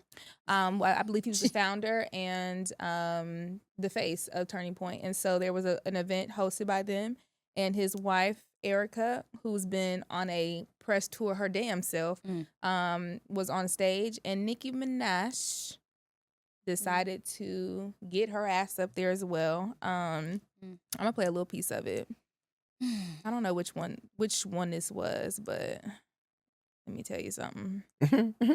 Yo, Jamila's hilarious. And for young men, don't be new scum. Yes, see, dear young men, you have amazing role models like our handsome, dashing president. Oh God. What? I thought you were Then you handsome, have dashing, amazing Victor, role Vixen. models like the assassin J.D. Vance, our vice president. And when I say that, She lost her fucking mind.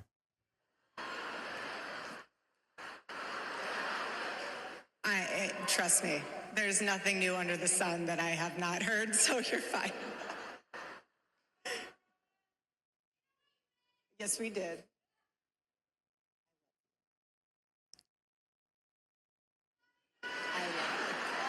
You have to laugh about it, truly. I have been called every single thing, and you know what? God is so good, you let it roll right off your back. What's going on? What and happened? this is what's so beautiful about this moment, because if the internet wants to clip it, who cares? Oh, somebody I in the love crowd this said something woman. about her? She's an amazing woman. She has a soul. I missed it. She was trying to say something about J.D. Vance and was being like, "Oh, I can't say." And she was like, "No, you can. You're basically you're good here. You can say anything here." Yeah. And a heart for the Lord. And For the Lord. Words are words, but I know her heart, and it doesn't even matter. And you say what you want to say because I know your heart. And I will not Thank judge you, my that. sister. Thank you. For boys, be boys. Amen. Be boys. It's okay. Be boys. It's nothing wrong is she with talking being a boy. How about that? Amen. How powerful is that? How profound is that? That's not powerful at all. What is he Boys talking will about? be boys. There's nothing and there's wrong with nothing being wrong boys. with that. They're probably talking about transgender shit. She's going into her transphobia spill. Okay. That's all she's doing. okay, She's okay. alluding to that. That's what it sounded There's more videos. That's just one. So what's the like? So I'm again. She's Charlie Kirk. That Wife. that program that they have is Mhm. against trans community. Oh, they're against so much. Abortion, They are a conservative, alt-right, okay. very okay. Christian, Okay. quote okay. unquote. What you know, Okay. their version of Christianity. Okay. I'm caught up now. Absolutely. All right. I get it. I get it. All right. So Yes. I know you love the trans community. Not Of trans. course. Not trans. LGBTQ community. For sure. You fight for them. As we all should. For sure. Okay. So you don't like that. I don't like a lot of things that Nicki Minaj said on that stage. Mm. And I'm confused more than anything. As to why. About what? What the hell are you doing up there? Mm. Right? Besides the obvious, up there looking like a coon. Mm-hmm. Besides that, what are you doing and what is the purpose behind all of this? You randomly endorsing Donald Trump and randomly allowing them to use you as a pawn, because that's what they're doing. Mm-hmm. You getting up there for Turning Point, which is an alt-right organization, and talking about how you love Trump so much because you guys are both from Queens, and how you feel like this Christianity is under attack. All of these right-wing talking points. What are you doing and what do you want out of this? A lot of her diehard followers and fans who just cannot let her go, right? The Barbs, they are convinced that it's a scheme that she's doing so that she can get a pardon for her husband. Mm-hmm. Which, even if that's the case, right? What's the point? The nigga's not in jail. No, she don't care about his record. The Barbs don't care about his record. Is Why? her brother in jail though, right? Yes. But they're convinced that this is what she's doing. Why the fuck would she be doing all this for a pardon of a nigga he already served his time? He's out now. I mean, it could be about her brother. I mean, because you know, with the Epstein stuff, it could be a connection. Could be, with, but it's like I still am not. What it's does like, that why do? would you stand by that? I think I'm confused. Just going back to that video. I don't understand the problem with people having like about the trans community. Like, I mean, LGBTQ community. Like, I don't understand. Like, why does it bother people so much? Like, I don't like. Why do you care that much? Mm-hmm. Like, And I know, like, because I'm not just one way. I have my thoughts, but it's like, I don't care that much to think that. This is what's going on. And I think a lot more people need to talk about this point. Because we'll have conversations debating people's real identity. Why are we having... That's not what's happening. These alt-right conservatives are not having a moral issue with people who are trans. They are using this as a talking point to gain the support of their base. This is all political strategy. And so Nicki Minaj getting up on there, all she's doing is falling in line with the propaganda that they've already laid out. I guarantee you they told her exactly what they wanted her to talk about on that stage because she's a puppet. And that's what's happening. Yeah. These are all political tools. Yeah, I don't, man. People they don't give a fuck about trans folks. You know why I know that? Because they only ever focus on trans women. That's their focus. Because it's more extreme to see someone who is male transition to a female. They focused on that because it's in their eyes obvious and it's just an abomination. But they never talk about anything else, right? They always focus on trans women. The things that they talk about, and I'm talking about the people with political power. These are talking points that they use to specifically target the demographic of people who are going to vote for them in the first place. Yeah. This is all a part of the Southern strategy that was enacted by Nixon and Reagan. They're doing the same shit that they was doing. They're not smart or clever. I don't know. It's just sad and heartbreaking, to be honest, because I've always loved Nicki.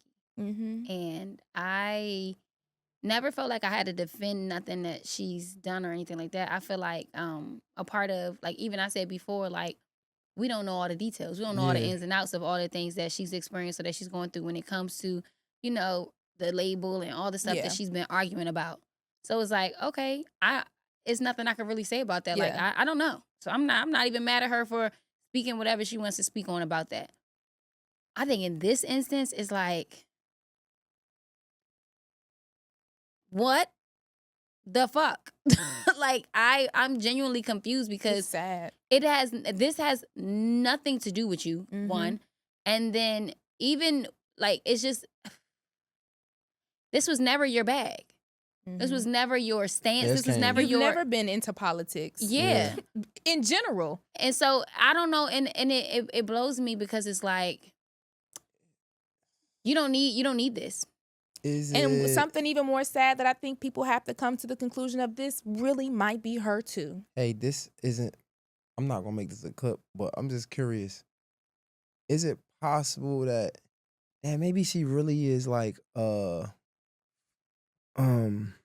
don't want to say spiteful, but like bothered by Cardi? Not to make it a Cardi Nicki thing, but because, like, you know, so Cardi much so that she would try to jump into politics. Because, you know, Cardi is like, no matter what you think about, political. no matter what you think about Cardi, and if she said it right or not, she always be talking about politics. Always. That would be, if weird. It was, I think that would be even sillier. Like, that would, I think no matter which way we slice it, whatever your purpose is, it's all stupid. Yeah. And it's like, even if you really believe this, right? And I said the same thing about Ben Carson's coon ass. Even if you truly believed all of these things, you are still just a pawn to them. Still, these people who spew racist rhetoric day in and day out. You're at Turning Point USA, and you're looking at the crowd that's filled with 98% white folks, and you want to tell me you feel comfortable there? Get the fuck out of my face, Nicki Minaj. I'm sick. And I think that anybody who is still holding her up at this point, you're just delusional. And I understand it being heartbreaking, right? But you can acknowledge being like, yo, Nicki, I'm a barb, right? And I love you and I've always loved you, but this is too much. And you coddling her is doing nothing. She don't give a fuck about you. Otherwise, she wouldn't be on stage at Turning Point USA. For Nicki Minaj specifically to get up there and spew anti-trans rhetoric and anti-LGBT rhetoric, knowing a huge core of her base is LGBTQ+. Oh, bitch, please. Get out of here. You've crazy. Always been that person to uphold gay and trans people. But now all of a sudden, girl. Yeah, that's why I'm like, I don't know. And now I'm starting to feel like, was there a flip in the switch? That's why I brought up, like, maybe like she saw it and it was like, it worked for her, so...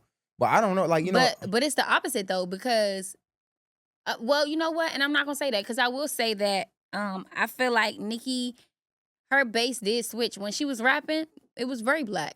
But now when she switched to pop, it went very white.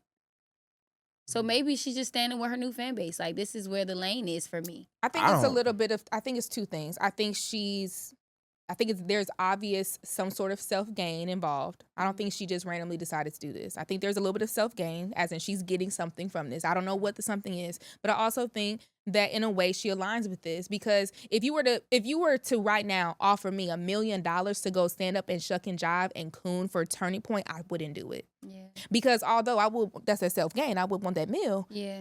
I don't align with a fuck thing they say. Yeah. I wouldn't do it. So she has to have some type of alignment and allegiance to what they're saying. I think it's both going on, and we can't keep excusing it by saying like, oh, well, maybe she's trying to get a pardon for her brother. Why would she want to be trying to get a pardon from her brother who's a rapist? Why would you even be trying to do that? I know that's your brother, but maybe she's trying to get a pardon for her husband. For what? The nigga's out in jail, and he was a rapist too. Or maybe she's trying to get money. She need money that bad. Go on tour. Do some fucking work. Yeah. I don't care what fucking reason. You're looking like a fucking coon. If it look like a coon, walk like a coon, that's what you are. And I don't fuck with coons. I do not like people who go against their own interests. Bitches who hate bitches, hate them. Niggas who hate niggas, hate them. I can't. You hate what you are, and you go out of your way to disenfranchise those very people. I feel the same way about people who are within the LGBT community who are Trumpers.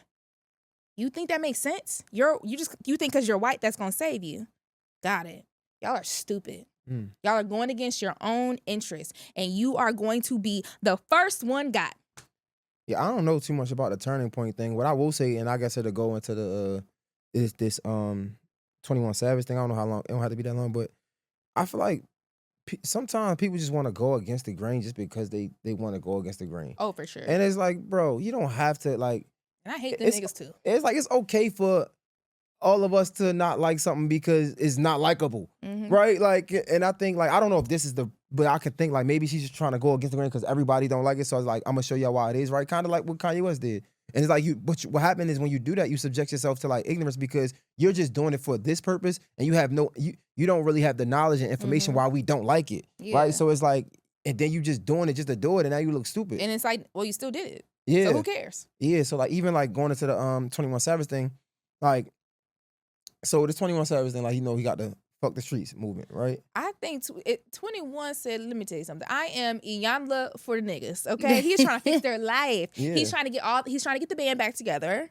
Okay? He wants all the boys to get along. He said, fuck the streets. I live. Somebody said you can't say fuck the streets as a movement and you're still talking about being in the streets in your music. Valid point. I understand that, right? Valid My point. thing is like, I just think people just want to go against, like, bro. One, I say the devil don't need no advocate, and then two, you don't have to like. You stole that from me. Did Oh I? God. Yeah, you did. Because Oh, you God, always I the never said devil. I never stole that from you. You never said that before. I said you that. always playing devil's advocate, and never, I said the devil don't need no advocate. That's crazy. I'm pretty sure it's on record with this video. Oh, it's on record. Yeah, it's on that record I said that I said. Okay, brother. But anyway, I just think like niggas don't have to go against the grain. Like, bro, it's like the. So you don't like his movement? I love it. Oh, okay. But it's some people like, man, I ain't with that. It's like, bro, why you want to find a problem for anything? Because they're degenerates. I don't give a fuck what Blueface says. Fuck that nigga. Like, nigga, you're the exact nigga we're saying fuck because you are a degenerate ass nigga. We want y'all to stop. Okay, y'all are the reason. Y'all are the very reason why we have a lot of problematic issues in our community. Because I think there's two types of street niggas, right? There's a street nigga who it's out of scarcity. It's out of this is what I have to do, right? But the goal is always to get out. And there's a nigga who just love it too fucking much and who wants to make it worse and who wants to, even if you get out, even if you get enough money and resources, you gonna still keep doing it. You gonna still keep dipping your toe in it. Blueface.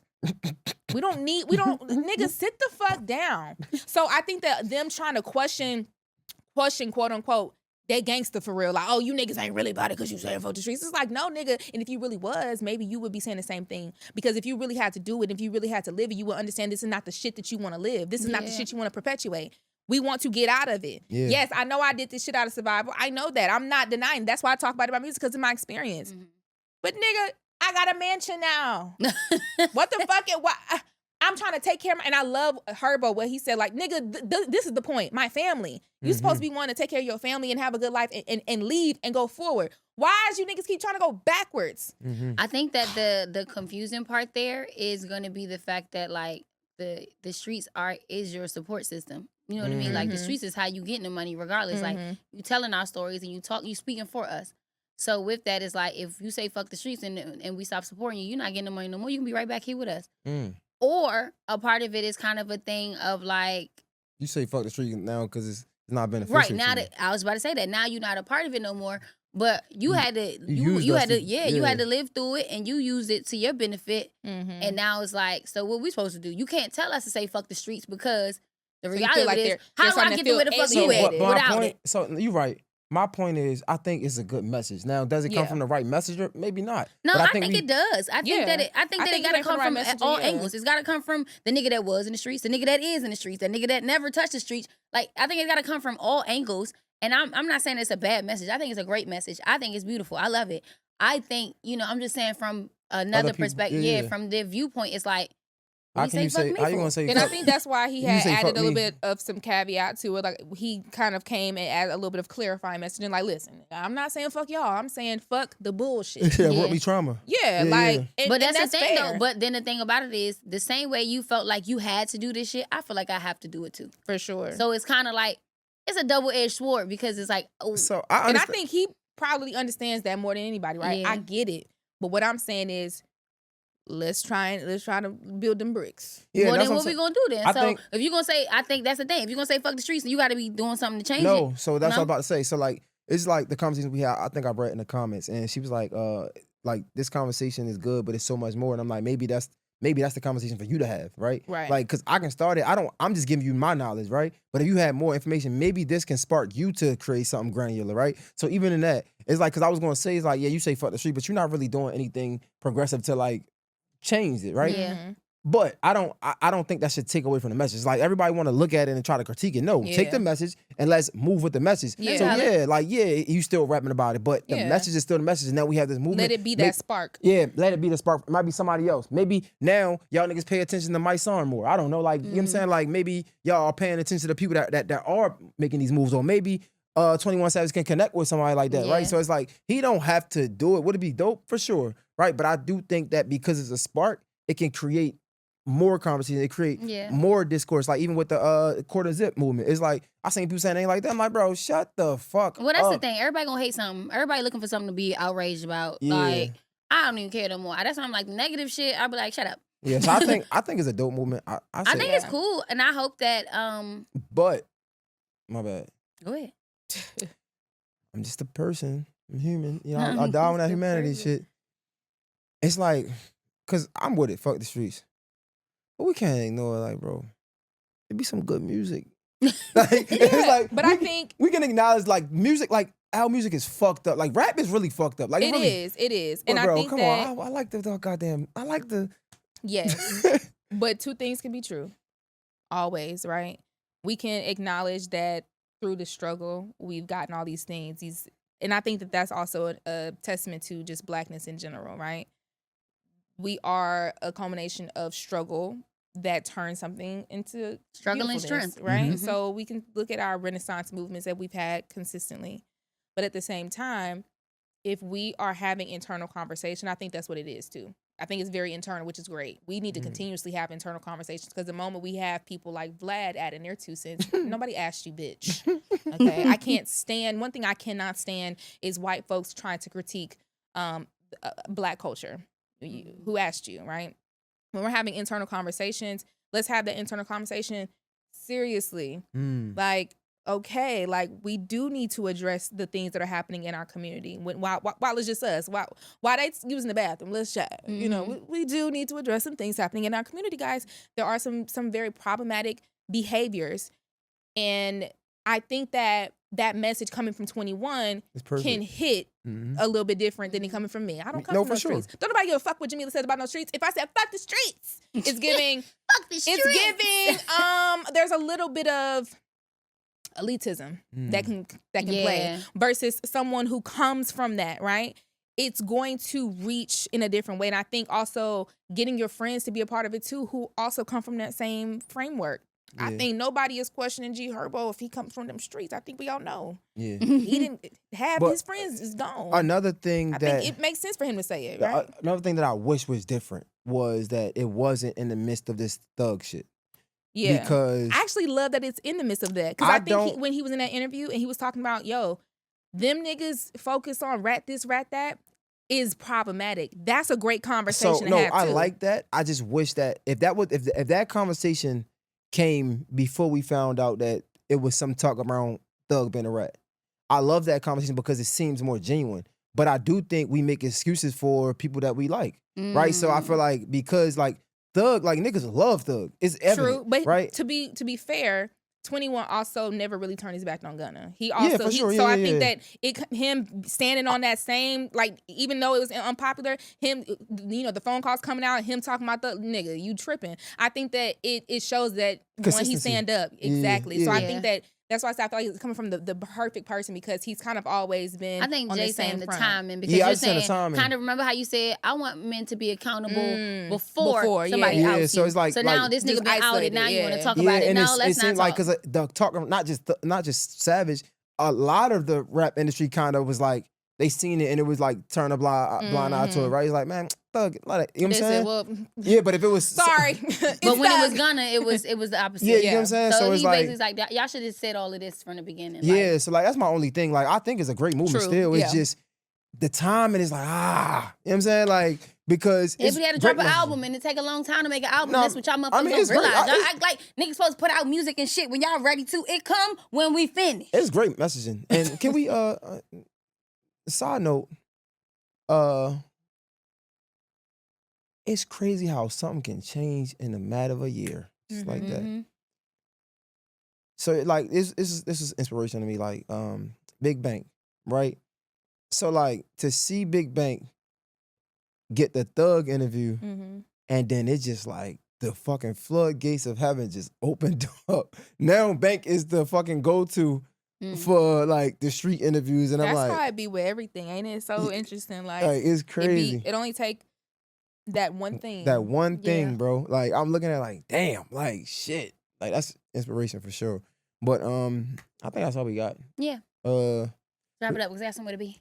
Oh my bad. I can see you over there antsy as fuck. Like who, me? Yeah. What?